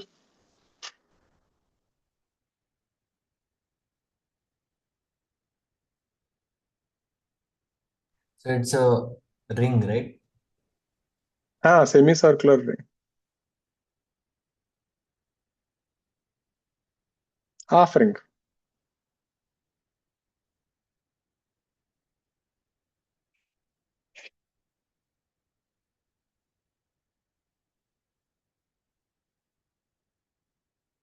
This was easy. It looks more scary, but this is actually very easy.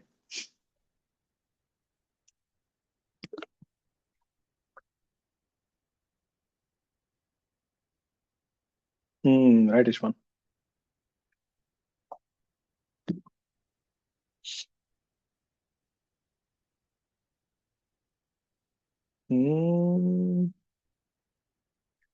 Arya, एक बार check करो calculations. Right, Samyak. So center of mass must lie somewhere here. From the center of mass to the center of the ring. You guys remember the center of mass ka result? 2r by pi. And what is this distance here? R. So what is tan theta? 2r by pi by r. 2 by pi. Easy. You took r by 2. I understood. Easy than a picture. But that's what I'm saying. If you don't know your center mass results, you'll get trapped. Now I can put any shape. I can put a half hemisphere, hemispheres, hollow hemisphere, solid hemisphere. You can keep playing with this. Is this clear, everyone? There, today we learned about a little about torque, how to calculate an equilibrium. Next class, when we catch up, we will do a few more problems on this, and then we will do something called toppling. That is also torque based, and then we will start off with the introduction of moment of inertia. Right, so then we'll finish a moment of inertia, then we'll go for no slipping, and then rolling, energy, and then last angular momentum, and then collisions. Everything will come, whatever you learned. Chalo, with that, we'll wrap up for the day. So I'll see you guys again on Thursday. We'll continue from here. And do remember, there's a test online. So this time it's a 2-hour test. So make sure to allot your time and give it.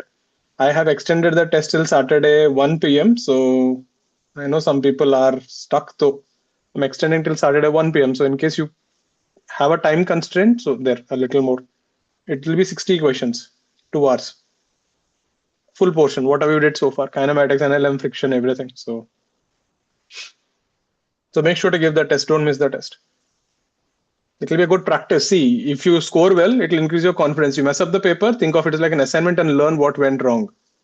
Getting it? Don't get worried about messing up my tests also. So your classes ka test, take them seriously, but at least my tests, don't worry. Mess it up, that's completely fine. Learn. Okay, with that we'll wrap up for the day. I'll see you guys again on Thursday, same time. So